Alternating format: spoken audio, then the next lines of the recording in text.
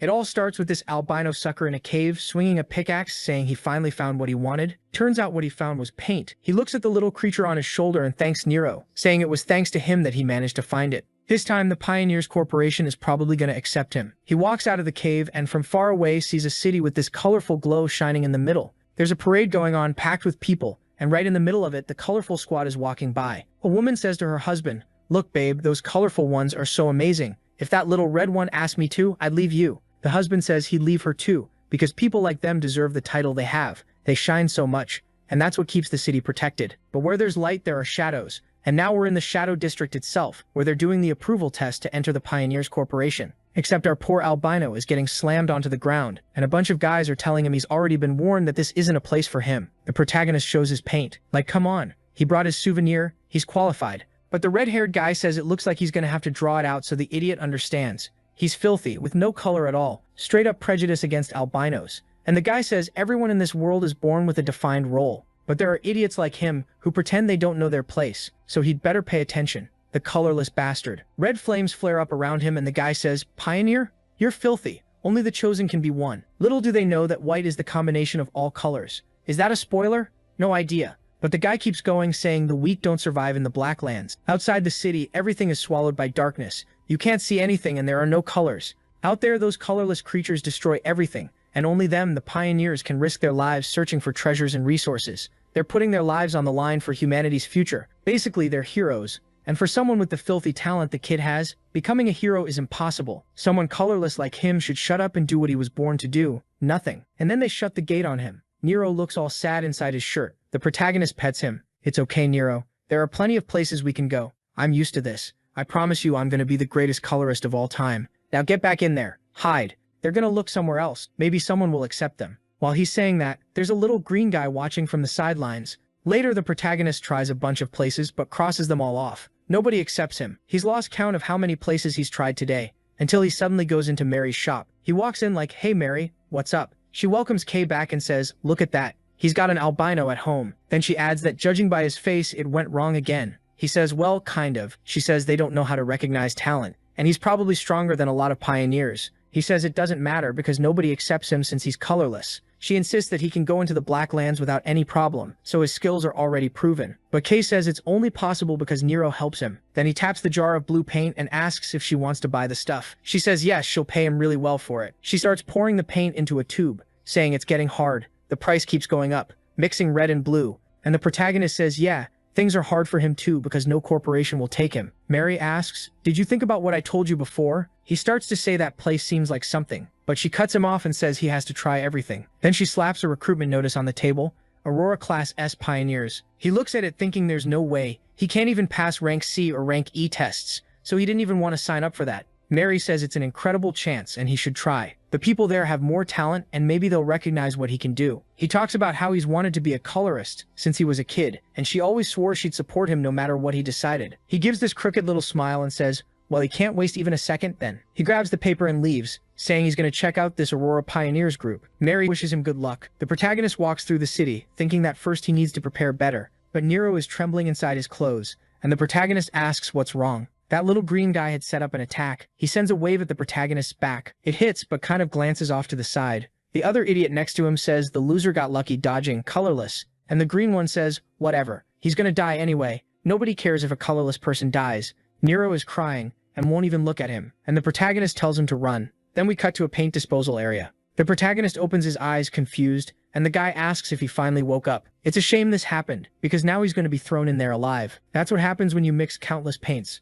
Basically a residue that's extremely lethal to humans, which makes it perfect for getting rid of bodies. Kay still doesn't get it. Who is this guy and why is he doing this? The green one says he took a look at the kid and was shocked he showed up with a treasure like that in the Shadow District. A creature smart enough to follow a human, and we see he kidnapped Nero. Like, no, you don't do that. The protagonist snaps awake for real and goes after them. He's punching the guy's arm, yelling for him to let Nero go. But the green one just says a colorless person screaming is pathetic. He's gonna sell the creature on the black market and make a fortune. It's way too good and rare for a filthy colorless person like him. Kay thinks he let his guard down. He never cared about the discrimination and insults, but he didn't want to lose Nero because of it. He's about to tell the guy to stop messing around and drop him, when the green one suddenly feels something weird like his energy or something is being drained. He lets go right away, saying it's an awful feeling, and the kid falls into the liquid. The green one says this is a damn waste of time, and his friend goes, "It's fine, we handled it. Let's go to the black market, sell this thing and get rich." Now it clicks. The kid, the king of draining, fell into a gigantic tank of paint. He's submerged, telling himself he has to save Nero, but his body won't respond. How did it end up like this? He still had a promise to keep. A voice calls to Kay and asks why he's just standing there, why he isn't reacting. He gets confused and asks who's talking, but the voice tells him to accept it. He has to push past this and do what he can. He can't end like this. He has to save Nero and accept his true color. He goes full dark as the voice tells him to reclaim his true color. A tornado of black paint starts gathering in his hand and moves toward him. This black and white version of him, until suddenly he finds himself in some kind of other place, staring at his own hand, not understanding what's happening. He was inside that paint, and after that he doesn't remember anything. In that moment, he doesn't even know exactly who he is. Then he looks up and sees a dim blue one and a tired green one, and inside a half-open cage, Nero, bright and colorful, crying. Instantly, the protagonist thinks, "That's it, I have to save Nero." Suddenly, right in front of them, a pillar of black energy, black paint shoots up, and they freak out. In the blink of an eye, the entire reservoir is emptied. The protagonist is there, total blackout, and the guy says it can't be. This has to be some kind of creature. And right then, a massive paint hand comes at them. Next chapter starts with everything destroyed. An old man says he saw it with his own eyes. A gigantic hand appeared out of nowhere and made a huge hole. We see the green guy, but now he's been albinoed, completely white. And the red-haired guy says, "Good, at least only those guys were affected." The purple-haired girl says they were rank B pioneers with a pretty mediocre reputation. She just doesn't understand what happened for them to end up with no color at all. He says that doesn't matter right now. They need to figure out what creature showed up in the city. Then an army guy comes running, calling for the colorists. He says it's an honor to meet them. He's the regional supervisor, and what brought them there is the Shadow District. The red-haired one tells him not to worry. He's just there to investigate the creature that did this. He asks where it happened. The guy leads them down the path, and now they're standing in front of a pile of rubble. Seeing that black paint dripping, they're sure those are signs that something passed through. She mentions reports that have been popping up about huge things, but showing up in the middle of the city is strange. Normally the ones you see like that are small and harmless. She's sure it's a new variant. The red-haired one says they can't jump to conclusions. First they have to find what did it, which is obviously going to be hard, because it looks like it ran far away. Scene changes to someone breathing with difficulty, collapsed on the asphalt. Nero is tugging at his black hair, and then he suddenly gets up. The albino kid is gone. They painted him. The protagonist wants to know what happened. He's sure those bastards threw him into that pit. He starts remembering falling, absorbing the paint. He looks at his hand, not sure if he did that. Seeing his hair, he notices it's black. But how is that possible? And also, where is he that it's so dark? He asks Nero for help, and Nero suddenly hops, spins, lights up, and reveals he's surrounded by creatures on all sides. The protagonist immediately realizes he's in the middle of the Blacklands, a region only accessible to pioneers above rank B. Strangely, all the creatures are gathering around him. He tells Nero they have to get out of there, and he takes off running. A creature lunges to bite him. Nero flashes, they slip past. They start climbing and sprinting through the area. But the protagonist feels weird. His body feels insanely good. He's running with everything he's got and doesn't feel tired at all. He's jumping higher, moving faster, full of energy. Another creature tries to bite from the side. He thinks he's dead, throws up his arm to block, but the creature breaks its teeth, biting his arm, and runs away. Kay just stands there thinking, what was that? It bit him and ran? That kind of resistance to fatal blows in theory was the power of color. Nero flashes again, and they see a giant cyclops staring at him. He wonders what one of the forest's biggest predators is doing there. Before he can figure it out, he gets blasted in the middle like a bazooka hit him, and he's thrown far away. Nero tells him to get up, and he's smashed into the wood, saying that was close. But for some reason he smiles, with this strange feeling that he can win. He finally got the color he wanted so badly. Now everything is different. He doesn't even need to run anymore. He just has to remember that feeling from when he fell into the reservoir. Flashbacks hit, the black energy wraps around his body again, and he goes full dark mode. Honestly, the kid has an aura. The Cyclops roars and comes in to smash him, but he plants his foot, clenches his fist, and punches straight through. So hard it feels like the whole forest moves with it. Then the protagonist opens his eyes, shocked because he's seeing the entire world in colors, something he didn't even know existed. He loses his balance and falls back to the ground. Then he realizes his color is kind of running out. Looks like the more he uses it, the more it gets drained. He tells himself this pace won't work, until that strange voice says the prey is right in front of him. All he has to do is devour it. If he doesn't want to die, he just needs to reach out his hand. When Kay touches the creature's body, everything suddenly starts getting absorbed into him. Nero stares, kind of scared. The energy expands through the forest, and when it returns to him, he's recovered. He really is the king of draining. Next chapter, we're in Mary's workshop. She glances to the side and welcomes this weird person standing there. "Hey, what brings you here, sir? You looking for something specific?" But the person walks closer without saying anything, and she goes, "Sir, you look really suspicious. If you come any closer, you're getting a screwdriver to the head." The protagonist jumps, she backs off, and then he starts pulling his hood down, telling her to calm down because it's him. She's standing there totally confused until it finally clicks, and she asks what happened to Kay's face. A little later, she's still shaking.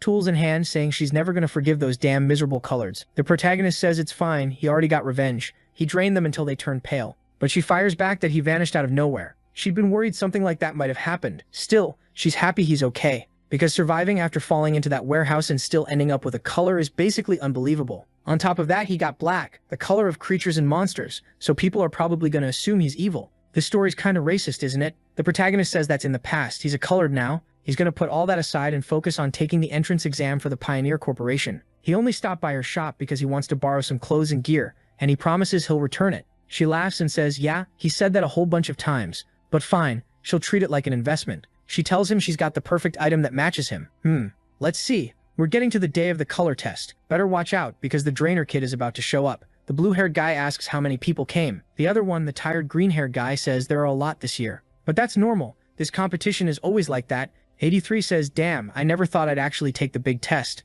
And the red-haired kid says he's anxious too. Joining the Pioneer Corporation of the Tomb was everyone's dream. Out of all of them, that was the corporation taking the most territory in the Black Lands, packed with S-ranks and a bunch of insane colorists. They're the hope of Bright City. The problem is, looking up front, there are tons of talented people with multiple colors. Like that cyan girl, her style is nice. And they're annoyed because even the rookies this year, like the pink-haired kid, are already super colorful. But the one who clearly stands out the most is him, the green swordsman, Gale. Everyone already knows this guy basically has a free pass into the company. They say he can wipe out countless creatures all by himself. The only downside is he's got a violent streak and got kicked out of his last corporation, which is why he ended up here. 183 says, I'm not scared. Those guys are nothing. Give me a little training and I'll win easy. The red-haired kid goes, all right then, go over there and hit him right now. He's waiting. Gale's standing there bored, saying this test is trash. He was hoping to see at least one S rank, but nobody here stands out, until he glances to the side and spots the cyan girl. Me and Gale have similar interests. I agree. She's interesting. And he's eager to see how she stands out and how she reacts. He starts walking over with that big hand like he's about to grab someone by the head, when suddenly the loudspeaker announces that entry into the Pioneers of Dawn is starting now. Then the blonde guy shows up, total Naruto vibe. They say he played a huge role in the last large-scale attack. And with this many colorists showing up today, recruitment is going to be serious. Everyone's saying it's crazy seeing an S rank up close. He's on a whole different level. The blonde guy greets everyone and says anybody on his team needs to have a goal. Could be money, power, honor, could be women. He says it doesn't matter. In the end, you need skill to get what you want. And they only want the skill of people who actually get what they want. He wants the hungry ones. Basically, if you're strong, nothing else matters. And that's exactly why the first test is a tournament, because the most important skill for a pioneer is combat. Out there, it's survival of the strongest. So today they have to prove they're ready. Step up. Number 126 and 286. People start thinking, damn, 286 is screwed, getting a 1v1 like that right away. But Gale is smiling, totally relieved. He'll get attention in the very first match, except he runs straight into the hooded kid. Gale's confused. Who's this weird kid? He's got this strange hood, awful posture, looks weak, so whatever. Gale draws his sword. Good thing you showed up. I was bored and I'm done holding back. Everyone's like, holy crap, look at his sword, huge and shiny. Then he multiplies the sword.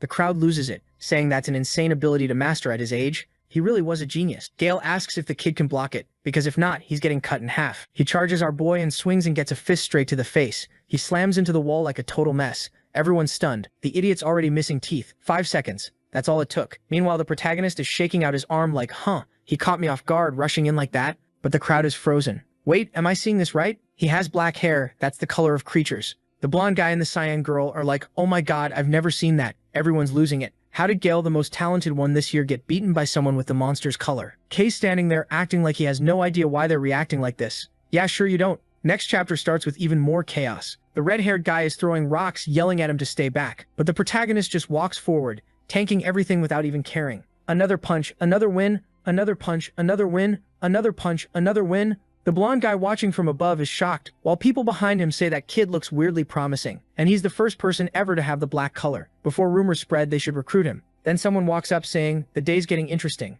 It's the leader of the red team. Is his name Red? No idea. Maybe his name really is Red. He asks about the exam and everyone wants to know what he's doing there. He says he's just taking a look. People keep pushing, saying, doesn't he have a mission to handle? Red tells them not to worry. That thing already gave him a headache, but he still has time to watch this. So anyone here worth recruiting? The woman on the left says yes, someone's getting amazing results, and she's not talking about the young lady from the Cyan family. She means someone unique. Red looks over and immediately goes, hold on, Black? The guy says yes. This kid beat one of the favorites and his results are ridiculous. Basically, he's already passed. The blue-haired woman asks if it's that boy, but she doesn't even finish, and Red just says yes. A new color showing up right after that incident is really suspicious, but for now they should just observe. Everyone who sees the kid thinks the same thing. With strength like that, he's guaranteed to become a pioneer. The protagonist knows he still has to be careful. If he overuses this power, he'll lose his color, and then it's over. Then in front of him, there's a leftover colored pillar, and Cyan number 17 is declared the winner. She's Cyan, her power is ice, and she uses a sword. What a combo. Everyone says that family is always impressive. Exactly what you'd expect from the daughter of a prestigious house. She walks down from the stage, passes by the protagonist, glances at him, and he pretends he didn't notice. As soon as she turns and walks away, he looks back at her. A while later, the blonde guy thanks everyone for their effort. Since they're running behind schedule, they're moving on to the next test. Anyone who failed can go home and try again next time. The low-opacity ones, poor things, got beat up and have to leave. Right when the blonde guy is about to announce the next test, Red tells him to wait a second and says he'll be running this one. The crowd is stunned. It's the famous colorist Red, one of the strongest people in Bright City, known for reclaiming parts of the Blacklands and breaking tons of records. They say his power is so overwhelming, people are scared to go on missions with him. The blonde guy asks if he's sure he'll get yelled at by the captain. Red says he doesn't care, he'll get yelled at either way. Then he says the test is simple, you just have to survive it. Suddenly his aura expands and forms a bunch of circles around everyone. He says he's recreating the environment of a region he's been to. They better get ready because it's about to get really hot. The Blacklands are full of extreme environments where humans can barely survive. They should be grateful this is a simple test. Just endure it and you pass. But if you can't endure it, that means you never had what it takes anyway. Random applicants are already suffering, saying their skin feels like it's burning. Others are clawing around trying to get out, saying they can't take it. The blonde guy thinks that, like always, people have been saying Red is getting weaker, but he's still as strong as ever. Covering this many people in a controlled way shows how absurd he is. He really reached the top. But then, way in the back, one of the spheres starts freezing over, then shatters, and Cyan is standing there totally calm. Red says she did pretty well. That girl really can be called a prodigy, but he wants to know where's the other kid. He's standing there somehow enduring it, but Red finds it strange. The boy isn't breaking the barrier. Red wasn't expecting much, so he figures that's that. Inside, Kami is panicking, trying to figure out what to do. He's screwed. He used up too much color in the earlier fights, and if he'd known the test would be like this, he would have held back. The problem is, the more he tries to endure, the more his mana gets drained. His color is fading, and if he turns albino in front of everyone, he's done for. They'll drag him to a lab. He reaches the obvious conclusion. He needs to drain, absorb something. Then he realizes, wait, the barrier I'm inside is made of colors, so in theory it should be possible. Even though he doesn't know the limits of this absorption ability, there's no time to overthink it. He decides to find out by trying, and the absorption starts immediately. And not only his barrier, everyone's barrier starts getting pulled in. Red and the blonde guy are staring, not understanding what's happening. Red lets out an awkward laugh and says they've got a real lunatic here this time. The protagonist realizes he messed up. There's no barrier left on anyone. Damn it, that wasn't supposed to happen. Now he's drawn way too much attention. Now we get Cyan's perspective in the next chapter. She says, this exam meant everything to me. I wanted to prove my strength, the strength I trained for my family. But the appearance of this new color was unprecedented. He looked weak, but he made me feel this strange anxiety. I was always raised to be the best. Alright, enough. She didn't want to fall behind anyone, and she also couldn't risk upsetting her sister. But that boy K was strangely strong. She knows she can't guarantee a win even if she fights seriously. There's something she can't explain, some kind of raw force. She stares thinking that no matter what he is, next time it won't go like this. She's upset because he got more attention. And Red is already there, saying, so you've got the power of the black color. That aura, you're draining everyone. Yes, he actually says draining. That's not me making a joke. Red says it to the kid. And now he's extremely eager to learn more about this color. The protagonist asks about the test. Red says at this level he passes easily. Apparently. K, all innocent, thinks, wow, yeah, getting attention helped me. Sure, just get ready for what comes next. From above, the blonde guy tells Red to stand down, and Red tells him to stop yelling. This kid already passed. The blonde guy apologizes to everyone. The exam got interrupted, but it'll continue. Except for number 17 who broke the barrier. Everyone will have to do an extra test. Cyan just keeps staring as the boy gets taken into an alley. A while later, outside, Red tells his friend to wait there. They'll be right back. And that's when we see they're back at the place from the day the protagonist fell into the paint bucket. Red says, ugly little place, huh? Something weird happened here. Not long ago, 2 pioneers had their colors drained and turned albino. First time that ever happened, and according to witnesses, they said they saw a strange, gigantic creature. And right after all that, the first person with black shows up. What a coincidence, huh? Especially one with the power to absorb other colors, an ability that's pretty unusual. K gets awkward and he realizes it. This guy knew from the start, the first option would be to run, but with how strong this guy is, that's impossible. He was the kind of person even heroes called a hero. Then Red says he was just testing the kid, but when the kid reacts that sincerely, it kind of ruins the fun. His job is just to figure out what happened, but he's way more interested in the kid's ability, whether it's the black color or that suction absorption power he's never seen before. Color powers sound simple, but the truth is most of them don't mix. His weirdly seems to ignore all the rules, and judging by what happened during the exam, you can't even control it properly, since it started sucking up everything around you. The protagonist goes, yeah, that, and tries to explain, but the guy says, it's fine. It was just a test. But now I want to find out how strong your power is and how it works. He points his hand and tells the kid to absorb. Huh? The protagonist's like, hold on, drain you? Red says, kid, it's not like that. Don't worry, just try. The protagonist hesitates. This guy shows up out of nowhere and tells him to drain him. What is that supposed to mean? Meanwhile, Red is thinking he needs to understand this sinister force that consumes everything. Letting a dangerous ability like that run loose is completely unacceptable. Something like that could shake Bright City to its core. And even if people don't know it, humanoid creatures do exist. And before K turns out to be one, they might have to deal with him right there. So the protagonist grabs his hand and says, fine, he'll try.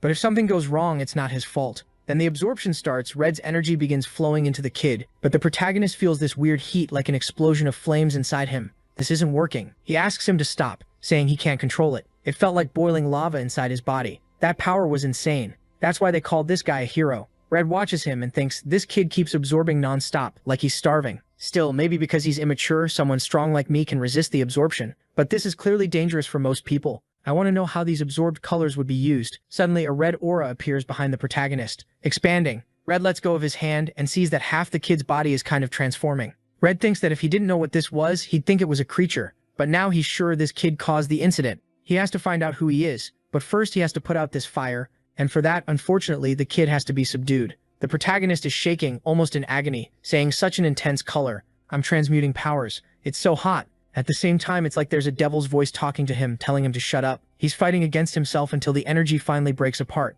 Red is impressed and asks if he really suppressed that power. The protagonist is completely out of breath. For a second, he thought he was going to die. Why did he freak out like that out of nowhere? And right in front of a colorist who already thinks he's suspicious as hell. He knows he has to investigate his power as fast as possible. He tries to explain, I got caught off guard because what I absorbed was way too strong, but Red says it was way too fun. The protagonist doesn't get this guy. Red scratches his chin and says, enough testing. You've probably noticed, but I'm the one in charge of solving the incident that happened here. Unfortunately, I have to find the culprit. And now, right in front of me, I've got the perfect suspect. You should know there are way more people watching this case than you think, and the moment your ability starts leaking, you'll be an easy target. Even if it was a breakout on the outskirts, it's still going to cost hundreds of millions because of the ink disposal. Obviously, leadership will decide your power is dangerous, you won't have the money to pay, and in the worst case, you'll be turned into a lab rat. K is furious. They've put him in a terrible situation, and the worst part is he's a victim too. How is he supposed to get out of this? Red says, but imagine if you were my student. Think I'd help you?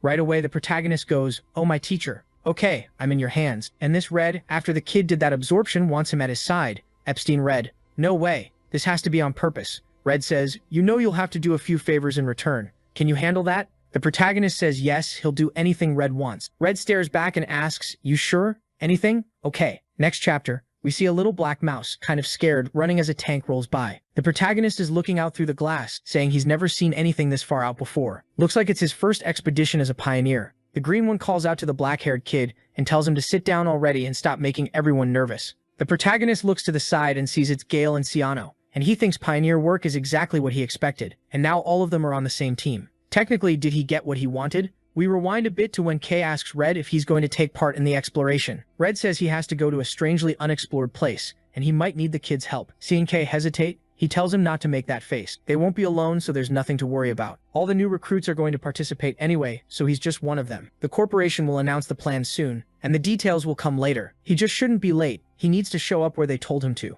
The protagonist thinks that as soon as he got on board, those two were already waiting. The interference Red caused messed up the whole exam, and to get another chance, they tried again. That's how the green one got a second attempt. And it looks like Ellie, the cyan one, personally asked to be part of Red's squad. Gale says he can't believe it. He got humiliated because of a filthy kid like that. He's sure what happened is he let his guard down. The kid better know that next time he won't be that lucky. When this expedition is over, he's going to hunt K down. He's only not killing him now because Miss Levian is right there behind them. Ellie tells him to forget it. He'd lose again anyway. He's wasting his breath on something pointless because K is clearly way above his level. The green one, furious, asks what she's talking about, while the protagonist notices she seems to handle this guy pretty well. Then suddenly she says she's the one who's going to fight K first. The protagonist is shocked. He thought she was going to protect him. She says they exchanged some great looks earlier and agreed on it. The protagonist doesn't remember doing that, and she immediately tells Gale to shut it and stay quiet, because he lost and should wait his turn. The two of them are basically glaring at each other, while the protagonist wonders why nobody told him any of this.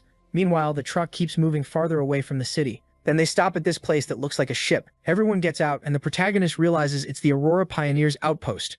When he used to go to the Black Lands, he always prepared alone, so he had no idea there were actually corporations and tons of people working together out here. Then Mary, the albino girl, smacks him in the face and asks what he's thinking so hard about. He's surprised and she says of course she'd be there for his first mission. Even Nero is there. The little guy jumps into his lap. He thanks her for taking care of him, and she says it's nothing. He's family. Besides, now that he's on the corporation expedition, it's an incredible opportunity for both of them. Her abilities will be more useful out there, so it'll be great for her to get experience. Someone with a megaphone interrupts, saying the meeting is started. As planned, they're going into the Black Lands. The protagonist hands Nero back to Mary, telling her to watch him, and she asks him not to do anything crazy. He just waves and says he'll talk to her later. But then Nero wiggles free, runs toward the protagonist, and drops into his shadow. Mary is surprised and calls out to Kay, but he's already gone, swallowed up in the crowd, and she can only hope it won't be a problem. Everyone's gathered in front of the entrance, with someone telling them to get ready because they're about to enter the Black Lands. Miss Orange says safety comes first. Area 21 has reports of dangerous, unknown creatures.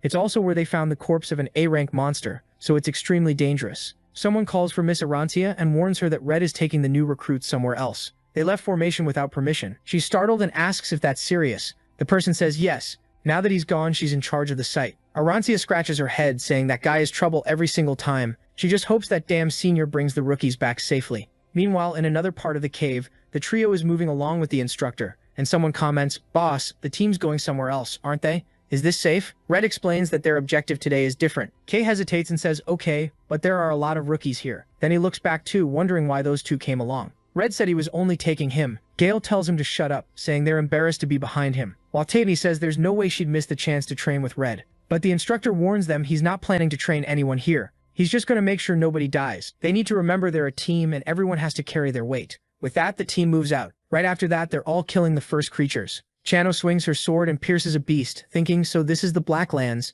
The place is really suffocating, and creatures don't stop showing up. The pace here is completely different from training. She has to watch her energy because if she wastes it, she'll end up with nothing. Looking at the protagonist, she thinks she needs to move smart. The last thing she wants is to end up behind Kay. Then she sees him crushing a creature with his hand, calls out to him and asks why he doesn't use his spoits. Even in the entrance test, basically that weapon with a slot to store ink. He says he doesn't use one because he doesn't have one. It was too expensive, he didn't have the money, so he decided to pass the test without it. Gale and the other one are shocked. That's exactly it. The spoit is a required weapon for pioneers to fight creatures. To defeat monsters, you mix colors inside the spoit, creating different effects. But this kid is killing monsters with his bare hand. Gale is shaking with rage. He really got beaten by someone who doesn't even have a spoit, and he didn't even scratch him. One day, he's going to crush Kay with his own hand. Red, seeing all this, is thrilled. Nothing better than a few geniuses together to create a little tension. Things are going to get interesting. He tells them to keep moving. They're almost at the place he wants.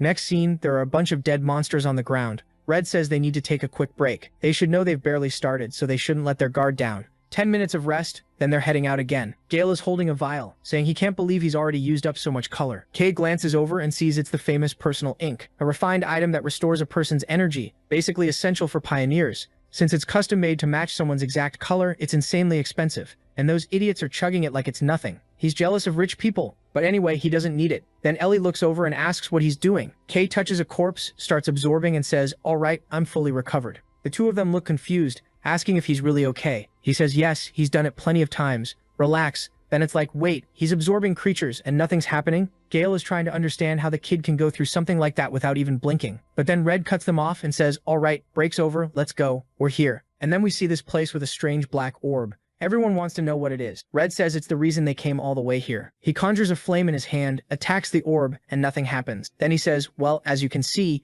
you can't break this thing with brute force. It looks like it absorbs attacks and gets even tougher. And that whole absorption thing makes him think of Kay. That's why he had this gut feeling that maybe the Cade's power could get rid of that barrier. As far as he knows, inside the barrier there's a path leading to some ruins, and in those ruins they're supposed to find the mission target, an item known as the Stella Fragment. The protagonist is surprised when he hears that, while the others are like, wait, I've never heard of that, what even is it? Kay gets dead serious, and Red says, it's something the Shining City is desperate to find. I'll explain later. But for now, let's get rid of the barrier. Kay's like, alright then, steps up, reaches out his hand, activates that big suction thing, and the whole sphere starts getting pulled in. Red's impressed it's actually working. The barrier is fading. He says, Kay, that power of yours is going to be really useful. But then the entire ground starts shaking. Gale's trying to figure out what's going on. This looks like it's taking way more force than he expected. And with all that noise, it's going to draw other creatures in. Sure enough, the whole place goes crazy. In the blink of an eye, they're surrounded by monsters. Ellie, already annoyed, says it's Kay's fault. The whole crowd showed up. But now they don't have a choice.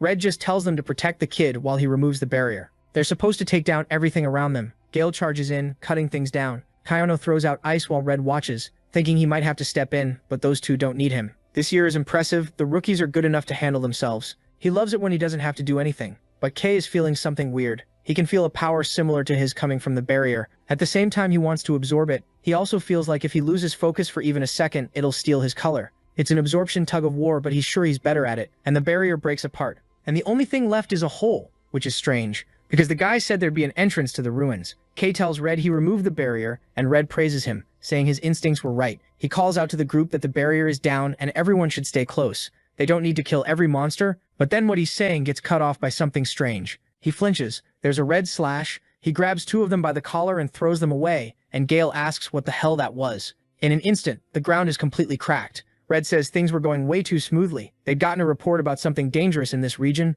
but apparently it's the worst it could be. There's someone coming from the back, kind of human. Red comments they don't have time to mess around. The figure is pale, half monster, covered in weapons. Red tells everyone to listen. They're going into the ruins right now, and they're going to work together to find the Stella fragment. Does he trust they can do it? The protagonist asks if it's really just them, and Red shoves him in like, yep, go. The three of them fall, calling for the boss, while he stays up there face to face with the final boss. The protagonist finds himself in the middle of emptiness with a strange pain. He turns on the lamp, wondering if this is the ruins, and then he sees it looks more like a completely destroyed city. He's confused. How can something like this exist underground? And it's dark as hell, so he needs to find some kind of light source. Then he sees Gale and Ellie nearby, and Ellie says, well, we're screwed. We're stuck in this weird place. Gale adds that everyone's basically lost. What are they supposed to do? The place is way bigger than he expected. Still, he's impressed. These are clearly signs of some other civilization. The problem is they have to find this Stella fragment without even knowing what it is. The protagonist thinks Gale isn't wrong. This could take forever. If Nero were here, he could help. And right then Nero shows up,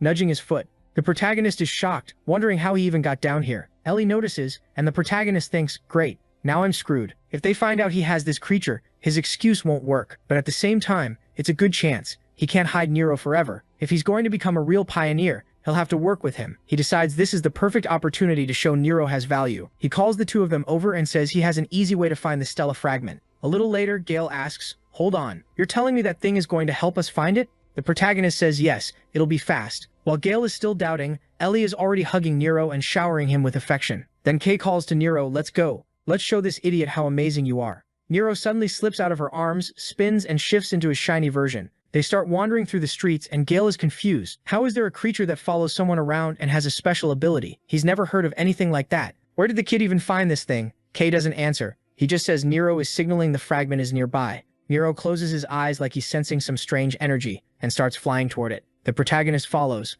They come to what looks like an abandoned parking structure. He thinks it's weird they already went down so far and now they have to go even deeper, but Kay tells him to stop being scared. If this is the way, then let's go. Now they're in a room with pillars marked with numbers. Ellie says it's way bigger than she expected. The protagonist tries to figure out what this place used to be for. Nero changes direction. So did they find something? Then a metallic foot slams into the ground. The trio braces themselves. Gale reaches for his sword, saying he found something. Alright, but what is this weird robot in front of them? The thing starts analyzing them and spits out Code 81, CFF4. Gale gets Code 7, DA97C, and the protagonist realizes it's scanning their colors, hex color codes. Then it scans him. Color 0000 detected. Black witch color detected. Target must be eliminated. And it immediately smashes him, sending him flying back. He yells, asking if the thing's gone crazy. Gale and Ellie come in from behind, saying that whatever this creature is, they should crush it now. The protagonist throws a punch into its punch, but the impact shocks him. Its hand is way too hard. The monster raises its arm to hit again, but Ellie lands a strike to its neck. The thing turns toward her, and Gale hits it from the other side, striking its arm. Ellie's confused. She just attacked with color power, so why didn't it even scratch it? Then she notices it seems to have an ink core. That means they need to break that to drain its strength. The protagonist comes in under its arm and hits it in the ribs, but the monster almost counters. He's confused. His attacks aren't doing anything. He could use that power where he turns completely black, but that drains his color, so he tests it by covering only his fist. Then he slams a heavy punch into the middle of the creature's chest, shattering it and ripping out the ink device. The glowing eye suddenly goes dark, and the monster drops dead. He says that thing was more annoying than he expected. He looks at the ink core and says it looks really different from what they usually see. Mary would definitely like getting something like this, while the other two are still furious, demanding he explain his powers because they never know what to expect from him. They say he should have used that black punch from the start. The protagonist tells them to stop being so demanding, and when he starts explaining how it drains color, the door behind them opens. They look over confused. Like, how did that just open by itself? Nero walks up, basically telling them to go in. The protagonist, staring into the darkness, asks if Nero is sure this doesn't look safe, and it reminds him of that barrier from earlier. The moment the protagonist touches it with his finger, the energy suddenly expands and drags everyone inside. The three of them end up in a black and white void, trying to understand what's happening. It's completely dark and nobody can see anything. Then Gale looks down and sees his color is completely gone. All three of them are colorless. Only the protagonist still has black hair. The next chapter cuts to the East Administrative Office. Someone slams a hand on the desk, yelling that that damn kid disappeared. He orders them to find where he went and asks what they're doing. The guy holding a paper stammers that he went on an expedition with Red, and he left a message, "Don't stick your nose where it doesn't belong." The director is furious, saying that idiot took someone black with him. How can he bring someone that dangerous out into the field? Red must have lost his mind. He was a hero, but this time he went too far. When that giant hand appeared in the city, they worked hard to cover it up. But now the council is already a mess, with everyone saying the black tide has started again. How is he supposed to talk to the council now? Nothing is going to get resolved. Camellia, the girl with two colored hair, tells him to calm down. The director is in a terrible mood today. At this rate, he'll end up in the hospital. Camellia is the captain of the Pioneer Corps. She says she knows he's worried, but if Red went, then he has a plan. He's the most reliable security person they have, and definitely the best suited for the job. If he brought a high-risk person, then he must be aiming for something unexpected. She's sitting there looking off to the side while the director says the last thing they need right now is doubt or distrust. She's irritated too, saying this whole thing is way bigger than it looks. Meanwhile, he keeps complaining, saying he knows that if Red is there, the worst probably won't happen, but it's still dangerous. She's talking about the bitter tea, and he tells her to focus on the conversation. Then she asks if he's that scared just because of the Black Witch. He says yes. Black is the most dangerous color of all. It's the color that brought the first black tide. Back then, humanity was almost wiped out. Creatures appeared and the world was covered in darkness. The tide will come again. They already know that. They've been preparing, strengthening the city to withstand it. That's exactly why they're so desperate to explore and reclaim as much land as possible. And she must have seen the reports of strange phenomena keep increasing. Camellia just watches while he keeps going on about how dangerous it is, how risky the boy is. She says he'll have to talk to the council, since Red already took the black one out there. But he says that's a lot easier said than done. He'll try his best. Maybe the Shining City can find some use for that kid. Back in the void, Gale is furious that all his color is gone, so why does the protagonist still have black hair? The protagonist says the obvious, maybe because he's black. The problem for Gale and Ellie is that both of them feel like they have no strength left in their bodies. The protagonist is confused. They're clearly not used to being without color. But at the same time, ever since he entered this space, he's had a strange feeling like if he focuses his vision, he can see something different. Then a bunch of strange voices start echoing through the area. Gale gets ready to draw his sword, telling whoever's there to show themselves. The protagonist feels like he's heard that whisper before. It's that feeling that something bad is about to happen, and then there's a long-haired figure behind him. When the protagonist turns around, they all look confused. It looks like a creature, but they didn't sense anything when it arrived. Then the girl points at the protagonist. His vision suddenly blurs, and he sees a city with a portal in the middle. Gigantic creatures of darkness destroying everything. Up above, the witch is flying, staring down at the planet. The protagonist wonders if this is a memory or reality. He doesn't even know who he really is anymore. Then a voice says that if that's the case, he needs a name, and says K is his name. He should find his own light and color. The protagonist jolts awake, breathing hard, asking what the hell that messed up scene was. But deep down, he's sure he saw Lumiel. Then his moment gets cut off by Ellie and Gale yelling for the enemies to come at them, saying they'll take them down. But at the same time, he looks back. She's on the ground, and someone is slicing through the air. The guy's standing there with black ink leaking out of his eye, saying he's gonna kill everything in front of him. Meanwhile, Ellie's apologizing to her sister, promising she'll never do it again. The main guy can tell neither of them is doing well. They really shouldn't stay there standing around for long. Then Nero comes flying in, and the main guy's relieved. At least Nero's safe. The little thing starts doing this goofy dance and looks like it's pointing in a direction. Kay realizes Nero's found a route, but they still needed to take care of those two, so he asks for help using his ability. Nero's light spreads out, clearing that black energy out of both of their eyes. The main guy tells them to stay there because he needs to check something. Then he follows Nero's trail, but it feels like he's been walking forever and still can't see anything. And the whispering won't stop, saying something about how no color can ever stain you. Kay's already sick of all these cryptic lines that don't mean anything, until he spots a bright star shining at the top of the sky. He looks like he knows what it is, and he takes off running and finally finds Stella's fragment. Just from the look of it, it's definitely what he was searching for. But the shape is different from what he expected. Maybe each fragment has a different shape. Either way, he needs to grab it and get out of there. He's tired of that creepy place. But when his hand gets close, he sees the fragment is a mix of countless colors. And the second he touches it, all those colors look like they're getting absorbed into him. The main guy realizes he had zero intention of activating his ability, so why did that happen? He decides, fine, whatever, He already pulled his hand back and it seemed like it only happened for a moment. But then in the blink of an eye, all the darkness covering the room breaks apart, and he can see his friends way off in the distance. He realizes that place is full of mysteries. He walks up to them asking if they're feeling okay, and they want to know how he ended up fine in all that darkness. He tells them to focus on what matters most. He found Stella's fragment. Gale takes a look. Well, it's not what Red described, but it's kind of small. Ellie's more impressed by how many colors it has, but she also wants to know if Kay really wasn't affected. He says yeah, he feels totally fine. Then out of nowhere, Nero opens his mouth wide and eats the fragment. All three of them freak out, and the main guy asks what he's doing. Gale grabs the little creature and starts shaking it, telling it to spit it out already. At the same time, the place starts collapsing. The three of them have to run so they don't get buried. And then we see outside people gathered around that huge head. Arancia walks up to some cuts in the ground and says she knew there was a dangerous entity there, but she never imagined it would be something like this. The guy behind her comments that it must be that thing. She says yes, the battle addict, the human-shaped creature known as the Sword Demon. She thought it was just going to be a simple territorial dispute, but of course one of the Black Witch's hands had to show up. And the worst part is, every time that bastard appears, it's a huge problem before it disappears again. So she says the investigation has to end there, and everyone needs to fall back. Someone says they're almost at their destination, and she answers that the minimum objective has already been secured. They got ink and raw materials, that's enough. The rookies also got to see the Black Land, so that's already plenty. But then a red ink explosion goes off behind them. Right away everyone assumes it has to be red. If a fight's breaking out like that, the demon has to be nearby. And then a flash comes flying their way. She tells everyone to get down. The slash looks like it's going to hit dead on,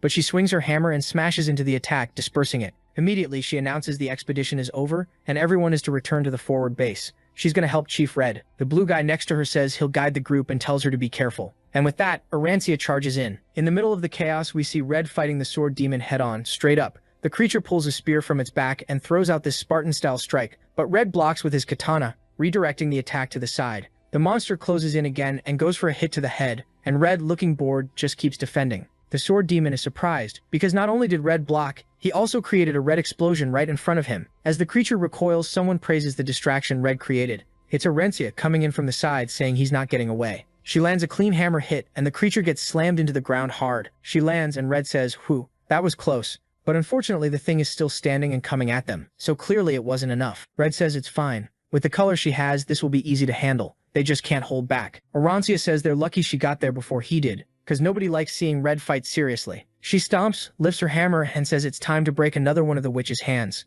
The demon just stares in silence, until someone suddenly says, almost there. Everyone looks back toward the hole and the main guy's group is climbing up, telling each other to stop pushing and all that. The three of them come up from below, with the main guy saying he's never been so happy to escape a place like that, and there's no way he ever wants to go back. That's when he notices the demon in front of them, and right after that, Red and Arancia are there too. They both rush forward, warning them to be careful. They shouldn't try to fight it at all, but that's exactly what they all do. And then one slash from the demon breaks both of their blades. Gale looks like he's about to die right there, but then Kay steps in front, activates that black ink protection on his arm, except the cut hits his whole body. And just like that he's wrecked, drops to the ground. Gale gets hit in the stomach, and Ellie gets grabbed by the neck and pinned. Right away the demon tells them to stay still, and demands they tell him where the damn key is. If they don't obey and answer, everyone's gonna die. Then we see that poor Kay didn't just lose his arm. Nero's there crying over his little body. Red is furious at that bastard demon, while Nero is just watching him from behind. The main guy's hand starts moving, and the demon says the girl's gonna get cut if they don't decide. Arancia tells him to stop. They have no idea what he's talking about. But right then, Kay gets back up. When the Sword Demon looks back, he panics and asks who he is. And the main guy stands up too, his arm already rebuilding itself, covered in black darkness. The Sword Demon can't understand how this kid got up, or why he's seeing the color black in a human. The main guy reaches his hand out and starts draining him. The Sword Demon gets pulled in, while the two leaders just stand there in shock. And the demon ends up right in the main guy's hand. Arancia grabs the other two and tells them to get out of there right now. Red's thinking the black has completely consumed Kay, like he turned into one of those people from the so-called Black Hand. The Sword Demon realizes his very existence is being drained. That wasn't a hallucination. He definitely had the same power as her. Are we talking about the little witch? Some strange voice says it's him. He's the key. Then little mouths appear around the main guy's arm, moving toward the demon. The demon yanks his sword out and starts cutting everything. He knows he can't face the kid like this, so first he has to tear off his limbs. He throws out a chain of slashes that blasts across the whole ground, but the sword does nothing to the boy's body. The main guy grabs the demon's sword, and the little mouths keep creeping up from his foot. The demon backs off and barely dodges, freaked out that he's been put in this situation. But then someone to the side asks what he's looking at, and Arancia, as always, comes out of nowhere with that hammer and lands a clean hit, smiling like a maniac and asking if he feels like dying today. Her hit blows up the demon's sword. He glares at her, furious, knowing this is dangerous. He needs to retreat and report to the others that he found the key. Orencia sees him backing off and starts cursing him out, telling him to stop running just because he's losing. Red moves in and she tells him not to let that guy enter the depths. And then Red calls out to him, asking where he thinks he's going. Seriously, kid. He conjures the fire of annihilation and a huge red slash comes down, ripping through the demon's arm. The whole ground gets torn apart and the severed piece drops like meat hitting a grill. The sword demon is stunned because that was a chroma ability. And Red tells the bastard to stop trying to run. Wasn't he the one who told them to fight seriously? Because if that's how it is, he's getting sent to hell along with his friends. Another chain of slashes tears into him, but he looks back and says next time it won't end like this. The key will belong to him. Then he slams into a wall, dives into the black ink and disappears. Arancia wants to chase, but Red says it won't work. It's too dangerous to push any farther now. She stomps in frustration, saying that bastard got away again. But they can see there's nothing they can do. They're not prepared to enter the depths. Unfortunately, that's their limit for today. And it's infuriating knowing that this damn black land works like a shield for those people. Suddenly someone calls for the captain. It's Ellie, apologizing for being a burden. He smiles and says it's fine. Just being alive is enough. Orencia agrees. Running into that guy and making it out alive is already insanely lucky. But the most important question is what they're going to do about the kid in the background who's all black. Red's thinking he knew the kid was dangerous, but not like this. And he's noticing the kid is even absorbing the black land. Then the mist starts to clear, and the main guy turns pale again. They ask if he's going to recover, but then they see he's colorless. Eyes closed, collapsing to the ground like he's nothing. Now they're even more lost about who he really is. The scene cuts to the sword demon kneeling on the ground, trying to remove the chroma from his arm. He starts regenerating, until a voice asks who beat him up like that. It had to be him, sticking his nose where it doesn't belong. When he looks back, it's Viper. She walks up saying she was bored out of her mind, so she's dying to know what happened for him to end up this messed up. Who beat him down like that? She looks to the side, sees some chroma and says,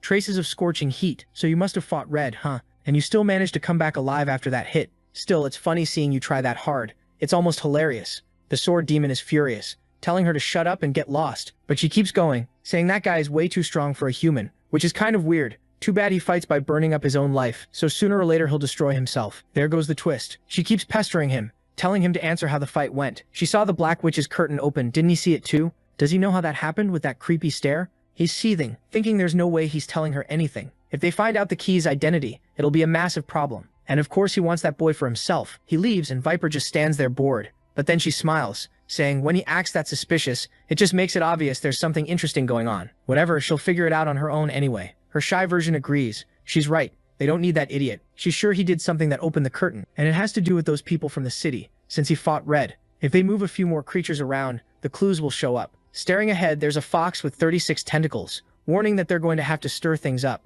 Back in the colorful city, the main guy is out cold in bed, and the team watches him, looking pretty down. Red says he can't even bring himself to look anyone in the face. He said nobody would get hurt in that training, but he couldn't keep that promise. It's his fault the main guy ended up so pale. Looking at a clock, he tells himself he hasn't changed anything back then or now. Damn, so he was a hero. Ellie though says that considering the survival rate for new pioneers on basic missions, it was basically luck they're still alive. Honestly, everyone's safe because of the captains. Ellie says she's going to get stronger, and he tells her not to rush. Meanwhile, poor Mary is just standing there completely lost, trying to figure out what's even going on. Why would one of the most famous colorists in the city suddenly be in her house?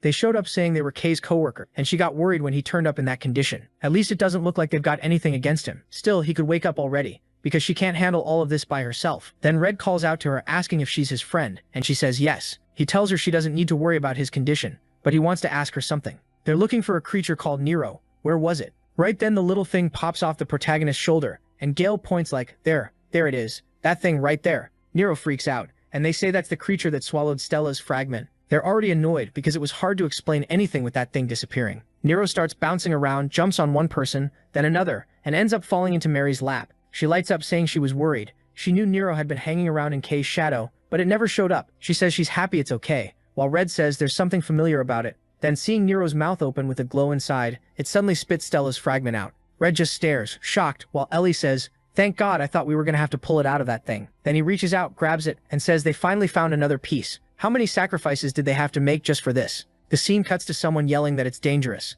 Ellie and Gale weren't going to be able to stop it. He had to help. An attack slams into the sword demon, and it turns out it was a nightmare. The protagonist jolts awake, breathing hard. Right then he looks over and Red is there holding the fragment with everyone else around. He immediately asks where he is and where that guy went. But the biggest problem is he has no color at all. How is he supposed to explain that now? He's screwed. He's gonna get kicked out again like last time. But Red tells him to lift his head. Did he commit some kind of crime to be making that face? His appearance doesn't matter. What matters is they pulled off something incredible on their first expedition. Red didn't expect them to get that far, and he'd better be ready, because they're going to be using him a lot. Then he welcomes him to Team Red. Mr. Albino gets all emotional and goes, "Okay, thank you." With that, Red heads out like, "Alright, talk about whatever you want. I'm going to meet with Lord Luminous. Feel free to take orders directly from the pioneers." And he's gone. Now they're alone, and Ellie asks the protagonist if he remembers anything. What happened after he passed out? Kay thinks it's better not to talk about it too much and says, honestly, he doesn't really remember what happened. Ellie closes her eyes and goes, "Alright then, keep your secrets." He tries to explain he's serious. His memory's actually messed up.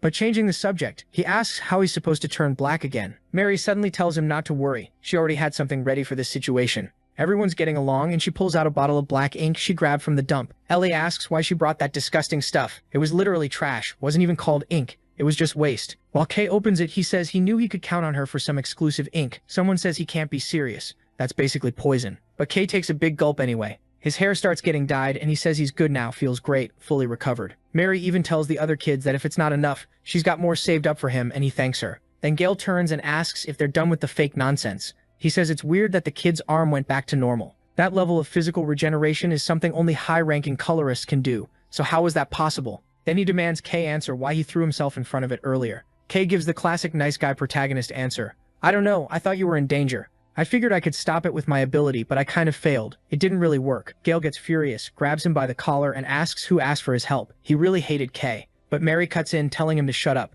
What does he think he's saying? He'd better stop acting tough in here. Then idiot. He gets hit with an electric shock from the albino. He storms off pissed. Kay tells them not to worry about it, that's just how Gale is. Then Mary says she's leaving too. The protagonist thanks her, and she heads out. He says he's going back as well, but then he remembers there's something he wants to show her. Something special he got after beating a weird creature on the expedition. He picked it up thinking she'd like it, and he hands her that ink core. Obviously, she has no idea what it is. The scene switches to Red approaching a brightly lit place. He looks up, there's a flash of colors, and at the top of an altar, someone is waiting. He says he's here, and the girl turns around and tells him he can come in. She's been expecting him. He says that after a long time he finally has good news. Just like he predicted, they can now open the Black Witch's curtains. Lord Luminous.